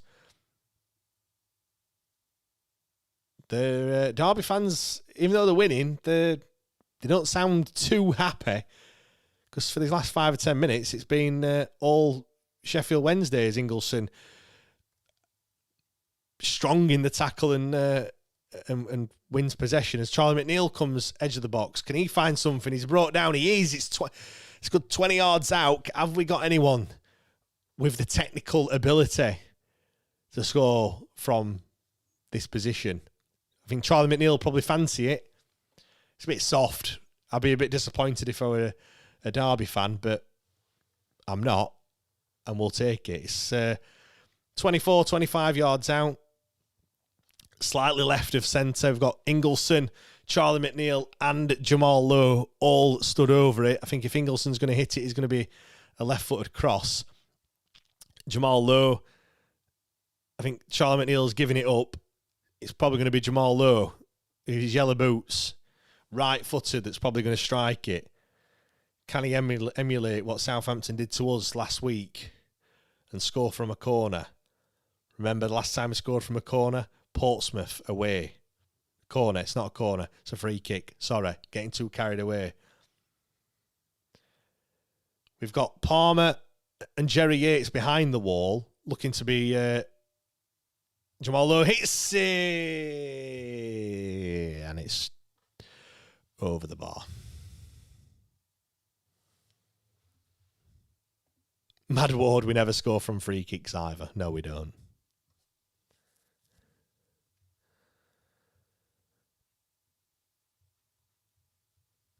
Das says his best song, we've got Chris Bott Williams, he's worth fucking millions. Na na na na, hey, na na na na, hey. Oh, we got Nigel Jensen, he smoked 20 Benson, na na na na. There's a Cotton Palm one in there as well, which I'll not say that word for getting us banned as Adaramola strides forward once again, edge of the box. He's turned too many times. He's turned into traffic, and Travis will get it away for Derby on this left-hand side. Still not fully away, and we're still under a bit of pressure, and we've won it back again in good position. Adaramola, really well done there. Ingleson in a bit of space on the left. Can he find Jerry Yates? He's pulled it back to the edge of the box. Oh, come on. Just again, just that final bit of quality. I know I keep saying it, but it's every single time. We're still in this game. Much, much better performance today. I know we're 2-1 down, and I know they're coming forward, and it could be 3. Ajimang hits it left-footed, and I think Pierce Charles had it covered. He looked threatening there, but I think Ajimang's first touch let him down. He went too far wide. It's opened up for him. I think his eyes lit up as well. Yeah, he's picked a ball up, and he's it's going to have to be a good shot from there to beat Pierce Charles, as Derby County are going to make some changes.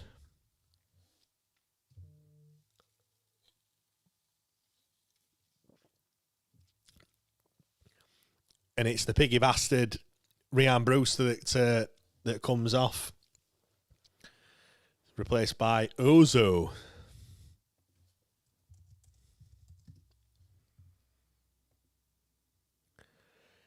David Ozo coming on for Derby, 20-year-old on loan from Crystal Palace. Obviously, we'll know Adaramola in that case.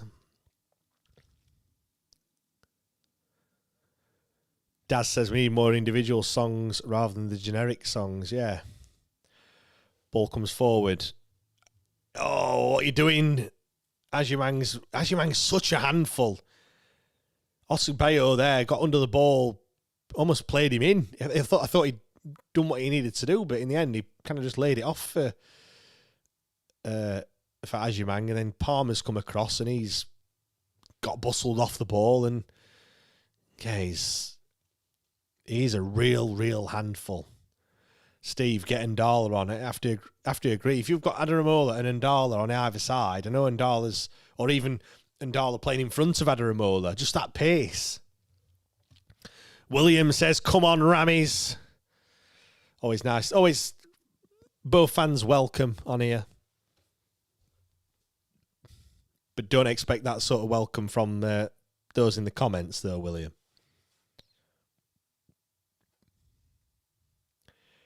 It's another corner for Derby. Right-footed, in-swinger. Ooh. Matt Clark, he's already got one goal to his name. A header, he's gone for another header. This time it's gone over the bar. Liam Palmer's nowhere near him. Just easy. That's the problem, and it's just too easy sometimes for the chances that we give up. Thankfully, though, nothing came of it. Mad Ward, we really do miss a Smudge or a Patterson in these moments. Proper shit kickers with tons of shithousery. Daz, I'm not going to read that one out. It works when you're typing it, but I don't think it works when you read it or sing it, for that matter.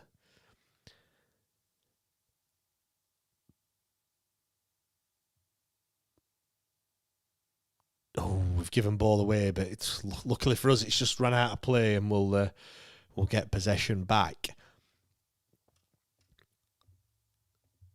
Scores on the doors if people are interested. Coventry 2, Bristol City 0. Both sides down to 10 men as well.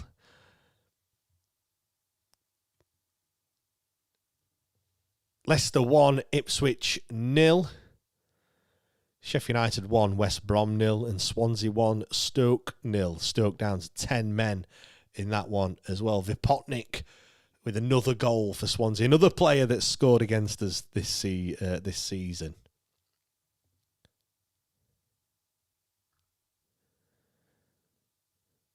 Ingleson's clipped it forward, looking for Jamal Lowe, but Derby will clear. But a bit of a rushed clearance from Clark, and it's gone out for a throw-in, and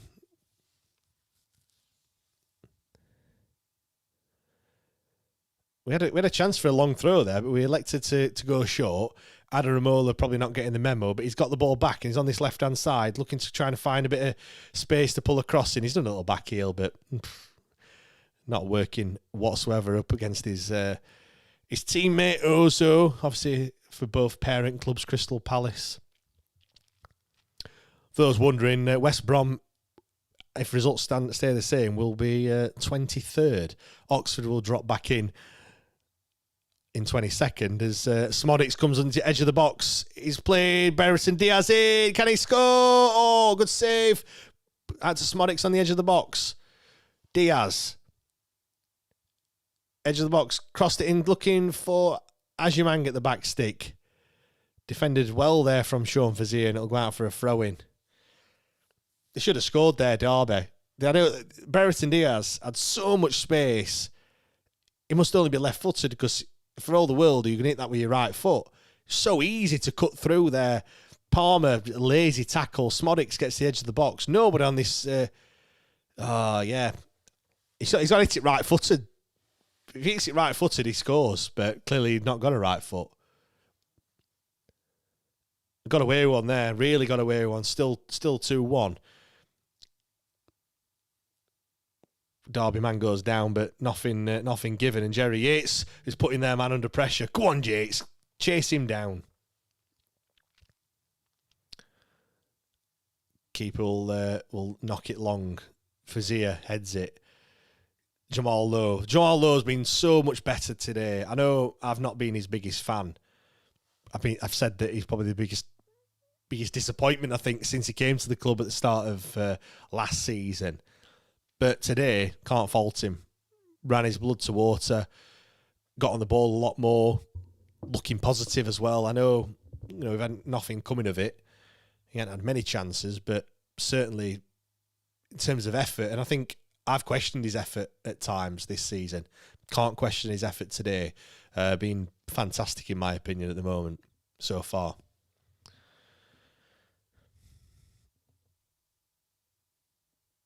Ball inside. Heskey telegraphed that one. Ingleson will try and get away on this left-hand side. Oh, it's going to be a Derby throw, that, isn't it?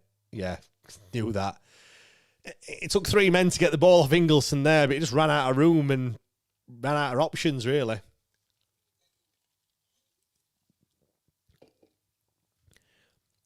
Derby will go 3 points off the top 6 with this with the win. Wrexham not playing. They've got Chelsea in the FA Cup today or tomorrow, whenever that is. Arsenal have beaten Mansfield in the FA Cup earlier today, 2-1. Did Mansfield? Oh, they got it back to 1-1.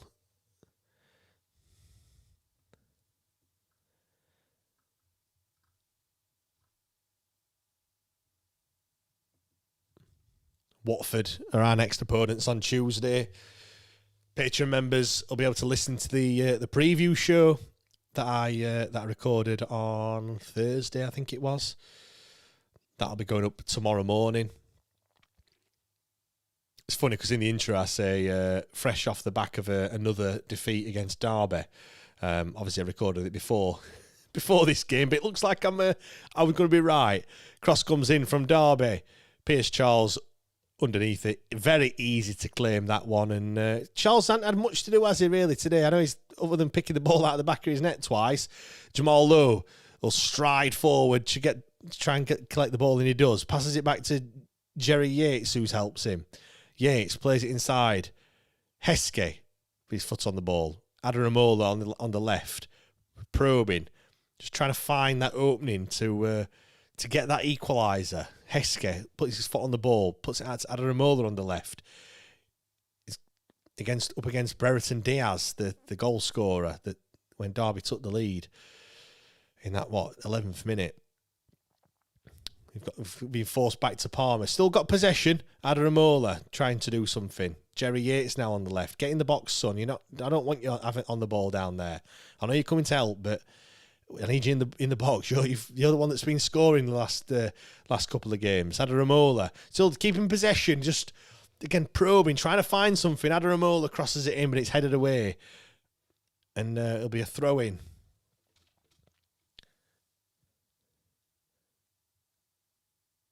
Oh, someone's down. Is it Jerry Yates that's gone down? No, it's Svante Ingolson that's bent over double. Just holding his ankle or his Achilles or certainly his right foot anyway. Hopefully that's not too serious. He's been indispensable, Ingolson, this season. I know we've not been doing well or good at all. You know, the form's been terrible, but he has actually been one of our better players. As Ingolson looks to receive some treatment, players have come over to Henrik Pedersen, getting a drink, maybe some instructions as well.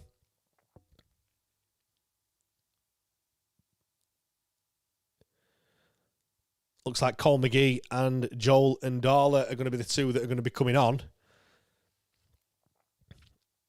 Well, certainly Joel and Darla there. I don't know if it's Cole McGee. Is he going to be coming on as well? Adaramola's got it. Ingolson didn't receive any treatment, by the way, so he's still on the pitch.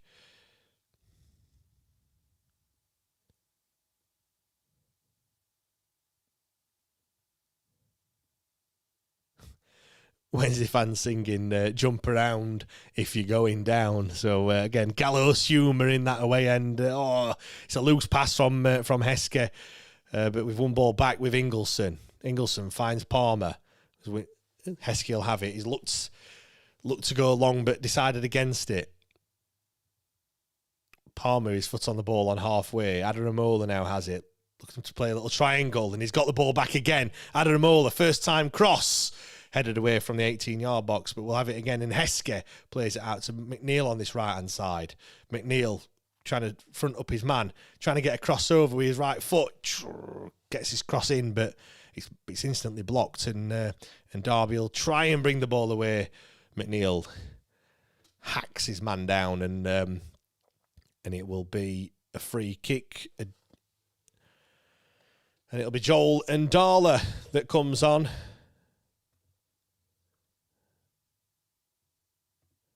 Charlie McNeil is the man that's coming off.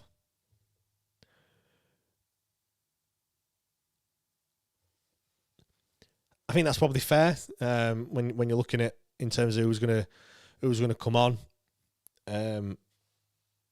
Jerry Yates has got the goal.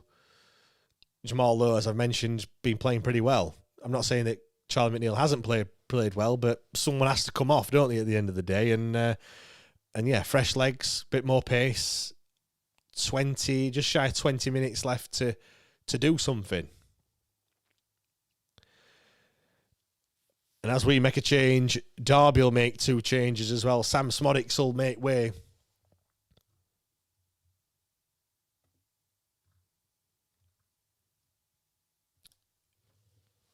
He's going to be replaced by Bennell.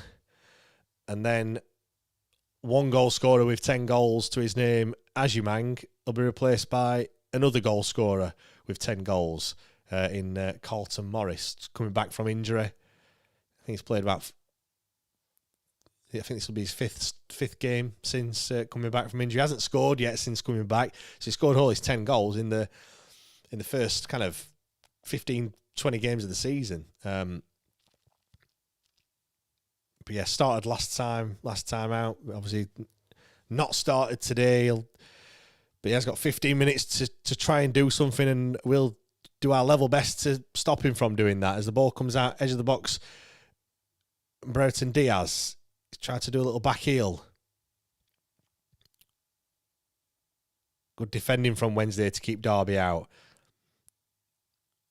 Jamal Lowe back there defending, but you can only clear it as far as the Derby man, and they're still 20, 25 yards out. Playing little triangles around us here. Brereton Diaz gets it. It's edge of the box. It's a poor strike. It's really tame effort in the end from the Derby man, and we'll come away with it. Tired legs out there. You know, Adaramola's got it, but he's just not got that same impetus as what he perhaps had earlier on this season and early on in the game.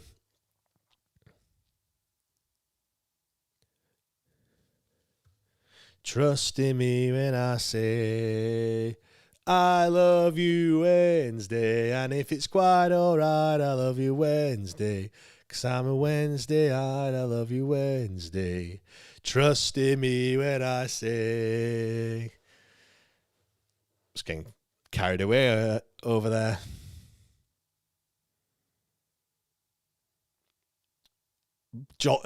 Palmer striding forward. Jerry Yates has got it on the left, looking to get a cross in. Left, right, cross comes in, back stick. Nobody there. Domayofa was trying to get there, but it's a poor cross in all honesty. David says, Ram here, excellent commentary. Hope you take the bullet. Hope you take the bullet today, but hope you come back up.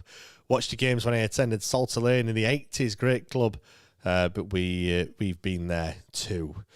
Thank you, David. Appreciate the kind comments as always.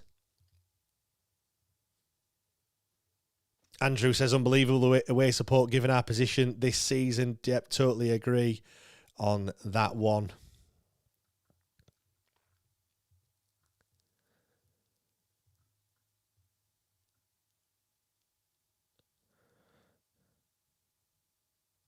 Ingleson has it on halfway. He'll go back to Palmer.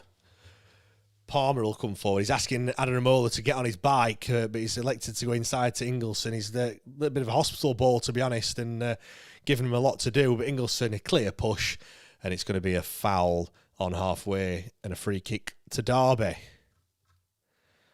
We're entering into the final 12, 15 minutes or so. We've added on time.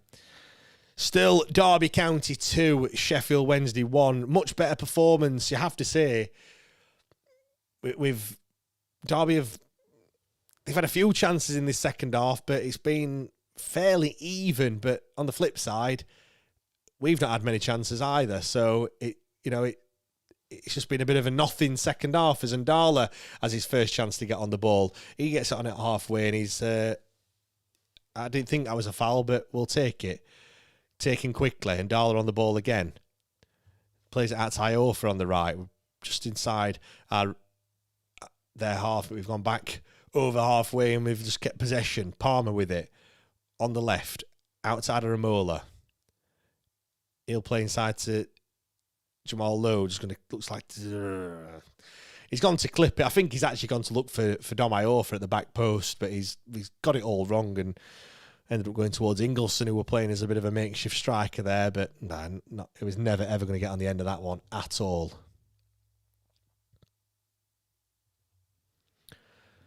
Matt's gone early and said Adaramola, man of the match. I'd probably say Jamal Lowe, but I do agree Adaramola has done well and got forward down that left-hand side. The eye test, I'm saying Jamal Lowe.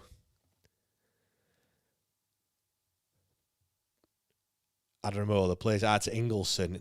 I feel like Ingleson's been on the ball a lot today. The clearance from Sanderson's not good, but it's good enough as Derby come away with it, looking to get over halfway. He's shown out for a clean pair of heels, which not many people do. Brereton Diaz has got it on the right. He'll go back, and I think Derby will just be happy just to keep possession a little bit because we're entering into the final 10 minutes. It's 2-1. It's probably been a bit more difficult game than what Derby fans and players probably expected, to be honest. We haven't given them too many scares, but as we showed with the goal that Jerry Yates scored, all it takes is a mistake or something like that, and you never know. Things can change very, very quickly. And whilst there's only one goal in it, you never know what's going to happen. So, yeah, Derby will just be happy just to stroke the ball about. Probably totally uncustomary for them. They're not used to having much possession at all this season. But I think we've got to find some energy from somewhere. These final 10 minutes just to a bit of closing down, a bit of effort, a bit of, one effort that we might be able to fashion. But Derby come forward on the left-hand side. cuts inside on his left foot, lays it off. Travis, again, just happy just to keep possession. Ozo, the substitute. Oh, it's on the edge of the box, and it's Ozo with good strength. Ingelsson wins it back, and go on, Ingelsson, that's better. Ingelsson left-footed, and it's a tired pass. Looking for Yates, but he's not found him, and Derby will win the ball back, and goalkeeper has it, plays it out to the right, but Sanderson just boots it long, looking for Carlton Morris. He finds him, and Otubeo will get across and put the ball out for a Derby throw. Again, they'll not be in a rush to take this throw in whatsoever. Martin says J-Lo is too slow, no vision, never been man of the house, never mind man of the match. Jarvis Thornton looks to come on. He's going to replace Jerry Yates. Goal scorer Jerry Yates, 2-2 for the Luton man on loan. And Jerry Yates has been getting better. He started and didn't do a great deal. But I think as the games have gone on, he's grown into it a bit more. I think when you talk about, match fitness and match form, I think Jerry Yates is probably a prime example. He just needs to play games. Andrew, I think we're tiring now, need some subs to bring on. I think they've, some of the players on the pitch today, Ingelsson again, running. I mean, I'd love to know what his running stats are. They must be the highest of any player, without a shadow of a doubt. He just never stops, does he? He's always running, always looking to get forward. That bloke must be fucking knackered at the end of every game. And Darla trying to put pressure on Sanderson, who plays it out to the right-hand side. Derby looking to go long. It's clear that now they've brought Carlton Morris on, who must have the most aerial duels won of any player in the Championship, and that's excellent play from Sean Fazier there to get away from the Derby man. He's just hacked him down and did what most players don't do, and Fazier tried to stay on his feet as much as he could, but in the end he was brought down, and it's going to be a free kick. We've gone all the way back to Pierce Charles, starting again. Probably into the final 10 minutes now, including injury time. 83 minutes on the clock. And Darla trying to use his pace. He's got three white shirts around him. He's got Adaramola to help him. He's been helped. The referee, he's pulling him there. That's got to be a foul. You can't just pull his arm and pull him back, and Derby look to get forward. Ooh, Ingelson's been forearm smashed. We're going to enter the box. Turn! Oh! Again, it's just such fine margins every single time. And Derby are now on the counter. This is where Derby are dangerous. Edge of the box. It's got a shot, comes in, deflected. Oh, Palmer. This is how Derby play. Derby like to play on the counter-attack. You look at their average possession this season, it's about, I think, 35-40% possession. They don't like much of the ball. Because when they do get the ball, they want to break quickly, and that's exactly what they've done here. We had no answers to that one. I think Pierce Charles is probably going to be more than equal to the shot. It was a bit of a tame effort, but it took a deflection and could have gone absolutely anywhere. Luckily for us, it's gone behind for probably what is the 17th corner for Derby. 6 it is. I've just heard.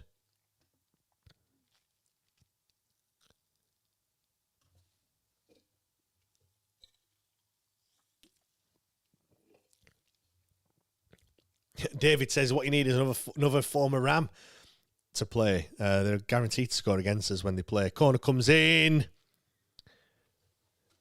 Shouts for a penalty from the Derby fans. Not many of them.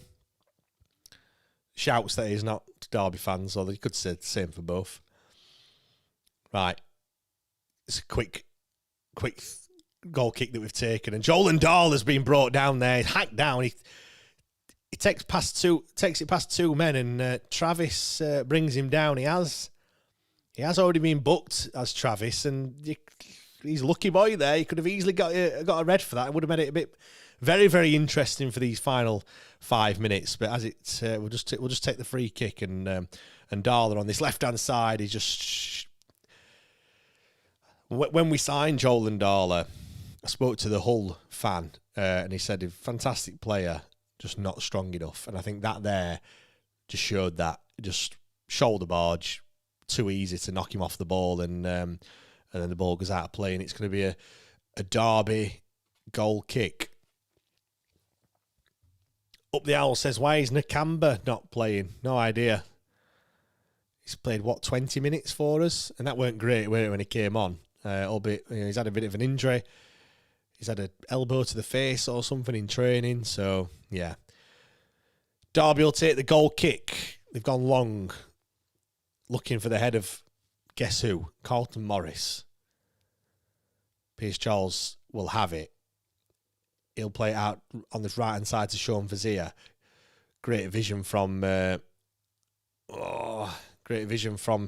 Charles. He's overrun it as Sean Vizier, but the ball's gone out, and for all the world, that's a Wednesday throw, and the referees decided it's a Derby foul, but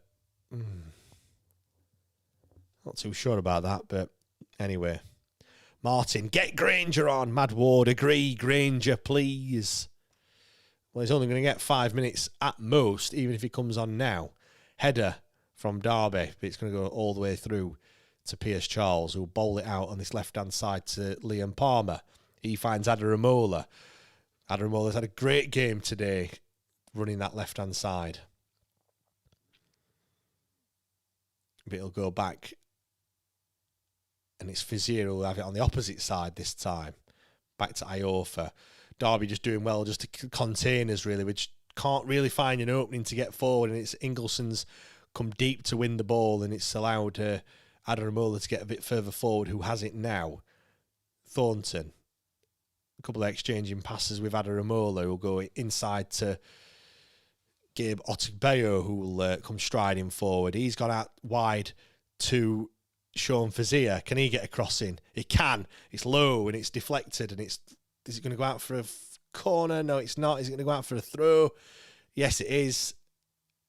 And it's going to be a throw to Derby County as well. Just really sloppy. Like,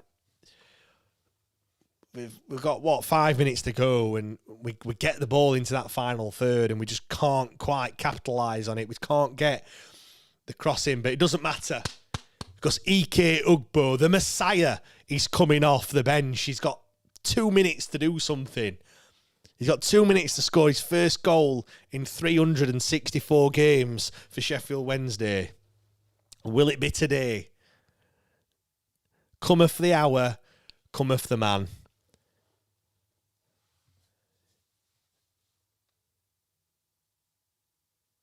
He got 10 kills on COD last night.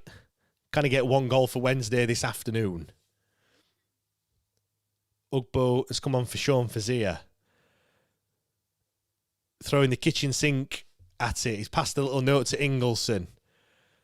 Answers on a postcard as to what that note says to Ingleson. Proud of the boys, is my guess. Ingleson has it. He's gone back to Otigbeyo, and Ingleson just plays it back to the keeper.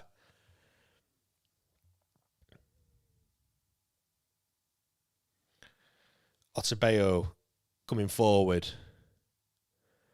Plays it out wide right to Palmer. Sorry, not Palmer. Thornton, apologies. Otigbeyo now has it. We've changed shape. No idea what shape 2 yet, but we've certainly changed shape with Ugbo coming on. Palmer. I think it was Palmer who had it last time. Right. Ingleson has it. Can he do anything? Palmer on the overlap. Doesn't use him. He's gone inside to Thornton. Iorfa needs to be a bit quicker. We haven't got long left. We're heading into injury time. And Darla left it for. It's the right idea, but just wrong execution. Not the right time to do that. But we're into added time. How many minutes is there going to be? 4 minutes.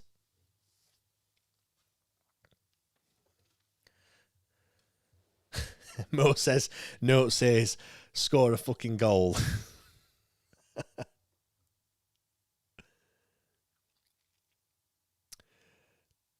Tony, yeah, I might need a moderator.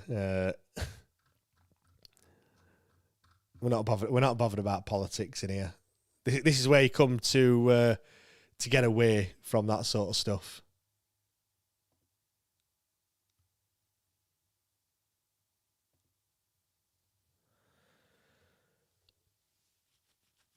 That's probably not going to have enough.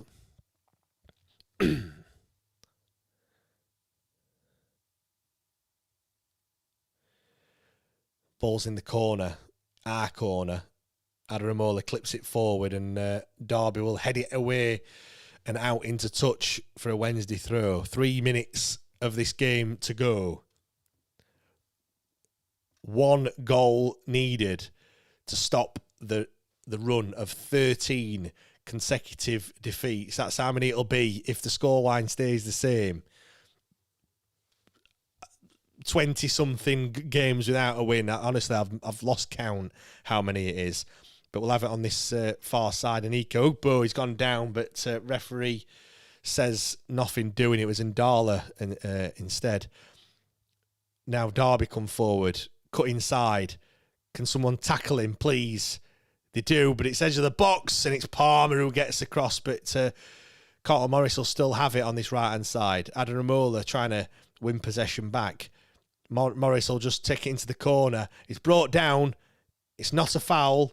And Darla still has it. Someone clear the ball. Ingleson gets it caught up under his feet. Oh, it's Raggy Horse Rovers, and Carlton Morris comes away with it. He's in the box on this right-hand side. Can't get across. Derby going to fashion a shot. Ike Ugbo with some defensive work to do. And Derby will go all the way back to the goalkeeper. A minute and a half left of the 4 added on. Derby County 2, Sheffield Wednesday 1. And they threw Brereton Diaz in the box. Squares it. Carlton Morris, and Palmer does well. That should have been a goal again. A couple of opportunities for Derby. The game really should be out of sight. Let's be perfectly honest. The Wednesday players are absolutely dead on their feet. They are done. Like they look knackered. And to be fair, they have put a lot of effort in today. I can't fault the effort. I can't fault the running that we've done. You know, we so many times this season we're coming so close. Dom Iorfa into the Derby half. We're into the final minute of the 4 added on. Otubeyo now has it. He'll go out to this left, and Adaramola inside for Heskey. He's clipped it forward looking for Iorfa, but it's a poor pass. He'll have another chance. Iorfa too heavy with his touch, and the ball's going to be allowed to go all the way out of play. And the Derby keeper, Vickers, will be in no rush whatsoever to take this goal kick. 15 seconds to go. And it looks like it is going to be a 13th successive defeat for Sheffield Wednesday. 10 games to go, still on -7.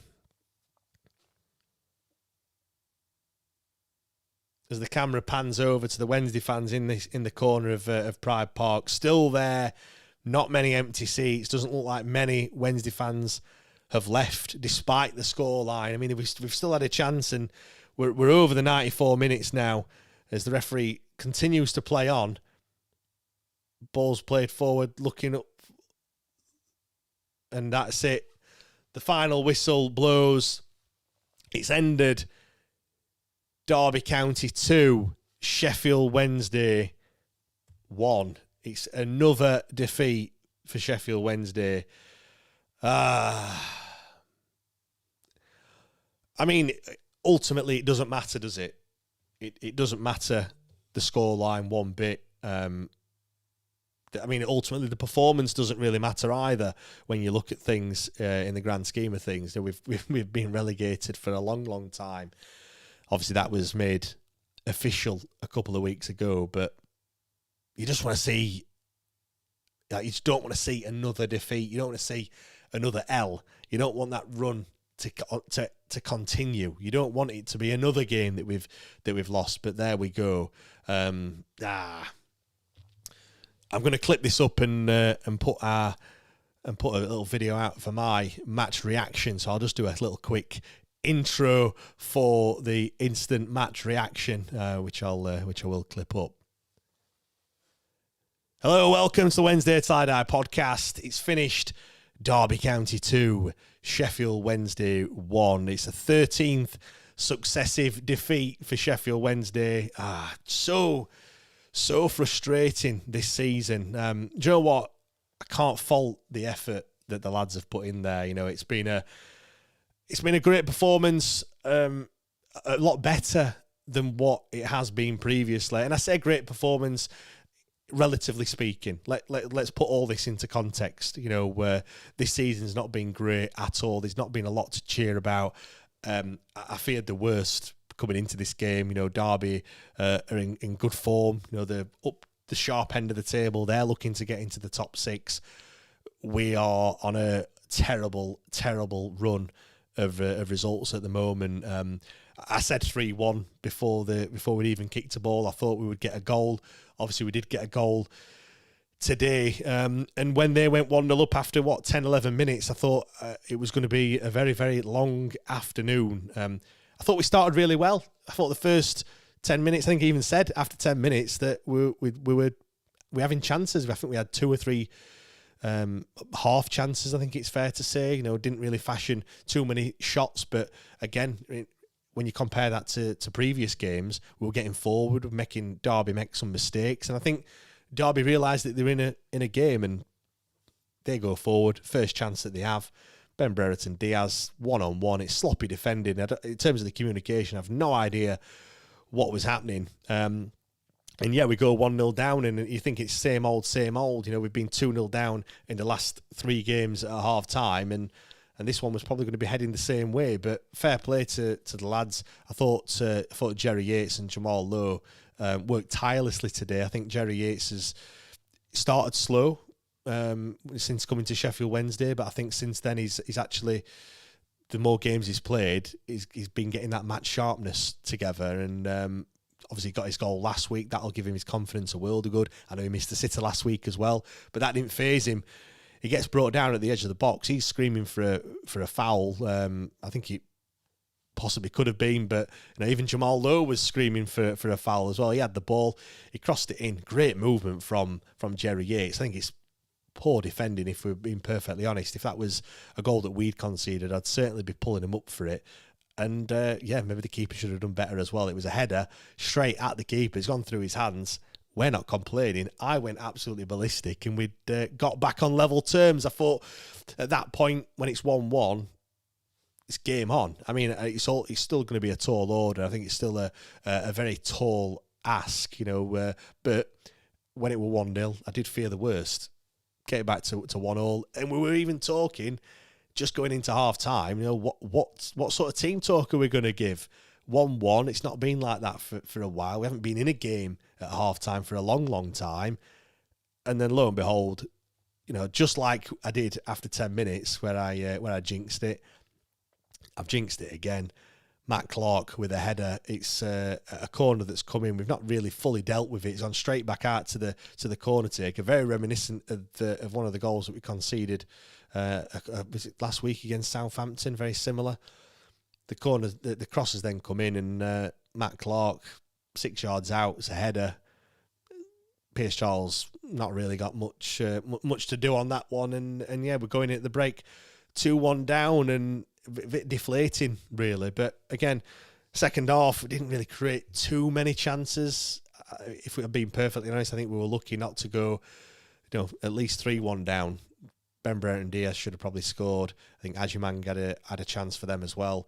And they had a chance right at the end, which perhaps should have put the game to bed. But you know, we didn't capitalise on Derby's sloppy finishing, and that's been the story of all season, hasn't it? Really, when you look at the performance, when you look at the quality that we've got, and then when we're getting into the latter stages of the game, they look dead on the feet. You know, and that's the problem. You look to the bench. All right, we've brought Joel and Darla on. Personally, I think he's probably going to be better starting a game. When he's come off the bench, he's not really impacted a game too much. And no disrespect to the players that have come off the bench, but they're not real impact players, are they? They're not really a player that you can really look to change a game or switch it up. I think Svante Ingolson, I think I say this every single week, but it just runs his blood to water. We talked about him, I think it was last week or the week before, just in terms of how important he is and kind of whether he's captain material. And I think he did himself, did himself all the good this afternoon as well. That's kind of what you come to expect from Svante Ingolson. I think Adaramola had probably one of his better games. I know Matt messaged me saying man of the match. He went early with that one with about 10 or 15 minutes to go. And I agree. I think he had a great game, one of his better games. The pace in that first half to get forward in the way that he did, that's something, again, that we've been missing all season. And we've been missing for a long time, to be honest. Well, obviously, we had likes of Jerry Gassama and Antti Masaba last season. Now they've been missing. We didn't, the first half of the season, didn't have anyone to plug that gap. But Adaramola certainly did well defensively. I thought it was a lot better. And his main attributes, and obviously his pace and going forward. Yes, he could have something better in the final third, but look, like I've said many times, that's the reason why these players like Adaramola come to Sheffield Wednesday in the situation that we're in. But I think for me, and I know people might not agree with this one, but Jamal Lowe for me probably my man of the match personally. I think this is probably more down to the fact that I have given him a bit of a bad time this season, and rightly so from my personal opinion. I've questioned his kind of lack of effort in certain games. I don't think there was any of that today. I thought he very reminiscent to Svante Ingolson when his blood to water. All right, there was the chance where Jerry Yates kind of slipped him through and it was a poor touch and it went out of play, but it was a lot better than what it has been previously. I think it's more like the most improved award, because again, I think his performances have been wanting for many weeks, but he stuck to the task. I think he was a little bit unlucky. Just that final touch just kind of let him down. But look, like I say, it's all for nothing with the final 10 games to go now. This dreadful season. But for all that it's been better than previous performances, unfortunately, you look at the scoreline and it is just yet another defeat, where it still ends 2-1. It's another L next to our name. And yeah, for all the hard work, got absolutely nothing to show for it. And I just want to say a final word on the fans as well. The fans in that corner at Pride Park, it was a sellout once again. Some people whinge and moan and say, they won't turn up. They won't. They're just doing it for the priority points. None of those were just doing it for the priority points. They were singing for the full 90 minutes.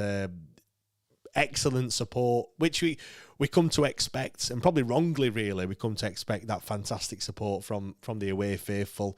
They were singing all through the game last week against Southampton. They were singing all the way through this game today. When it were 1-0 down, when we were 2-1 down, they don't care.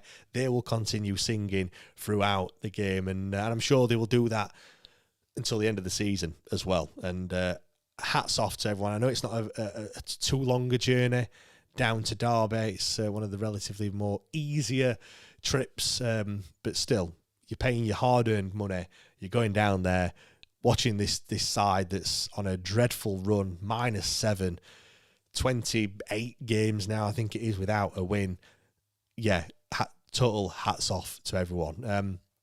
But yeah, do join us on Sunday. We'll be, myself and Matt will be discussing this 2-1 defeat to Derby, discussing the performance, and also maybe even talking about some takeover chat as well in the offing. But no, thank you very much, and we'll see you all then. That's going to get clipped up, and I'm going to put that as a separate video out on the channel as well. If you're not subscribed, then why the hell are you not subscribed? Because, subscribe to get us to 5,000. I would like to get to 5,000 subscribers on YouTube before the end of the season. that will be a bit of a milestone for myself personally, myself and Matt, of course. Daniel says, thanks for today, Matt. I'll be back for the next away-in. It's James. I've only been doing it for 5 years, Daniel, but I'll let you off, mate. It's fine. I'll tell Matt that you said thanks. Right, let's just come to some comments that I've been missing whilst I've been doing that one. Ollie says, the note says, what formation are we using again? Mark, the note will say, the scapegoat hunting will commence today. I think, yeah. Just ignore it, Mark. If it bothers you that much, just ignore it. You're going to get it, whoever you are. You know, I'm sure there's Arsenal fans that are complaining somewhere about Arteta, even though they're probably going to win the Premier League. David says, all the best, Owls. You don't deserve what you are going through, despite what your fans said to us when we're going. All right, David. Let's not go there. Munsey says, thanks, James. Keep the faith up the Owls. Mad Ward, we had shots on target and we scored a goal. Positive vibes. Cherie on -7 points and already relegated, and we've still got an amazing fan base. Hashtag up the Owls. John, good watch along again, James. Thank you very much, John. Really appreciate it. Justin, well, we're not surprised every week. Steve, defeat, rinse, repeat, but it doesn't matter. It was nice to see more of an effort today, though.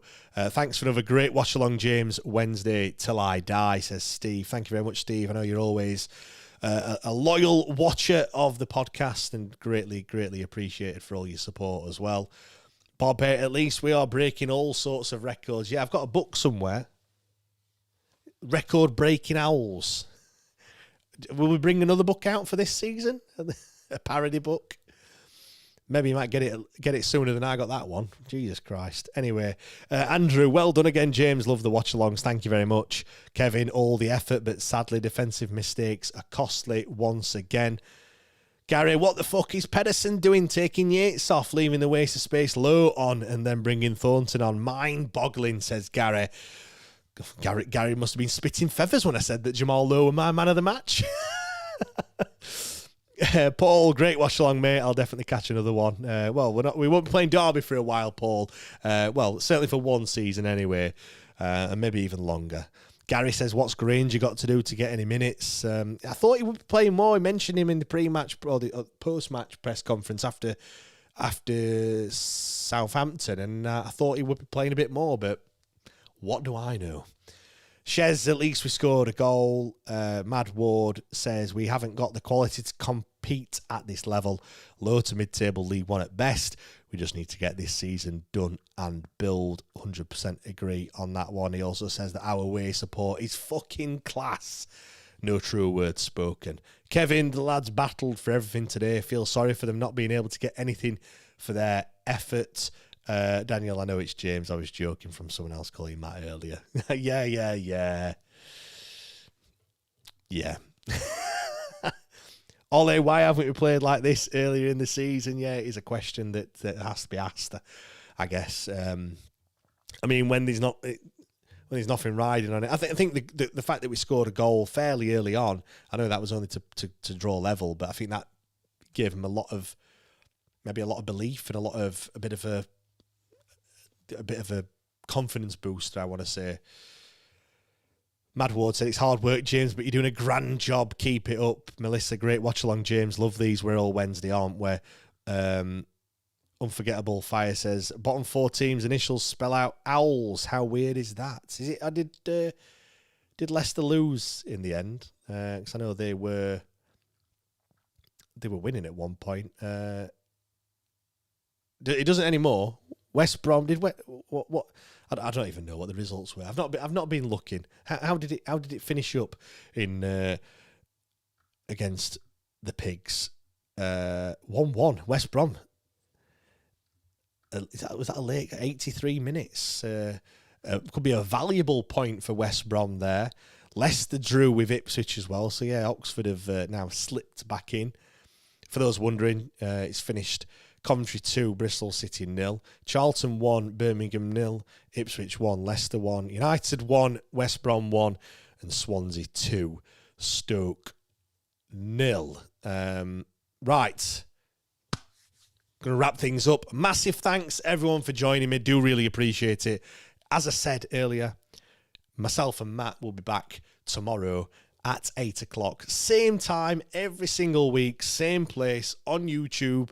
Make sure you join us. Get involved in the discussions, which I know you already do, which is always fantastic. If you're not already subscribed, please do so. If you want more content, Patreon is where you need to go. Patreon.com/WTID pod and get yourself signed up over there. We'll have extra time. Not sure what we're talking about, but if you do sign up to Patreon, you can request what we talk about on extra time as well. That is the beauty of being a Patreon member. You can shape what we discuss and chat about. I presume it'll probably be something to do with some sort of takeover stuff, even though I don't think anything will be announced between now and 8 o'clock tomorrow. But no, we'll join you then. Thank you very much, everyone. Really do appreciate it, as always, and we'll see you all next time. Cheers.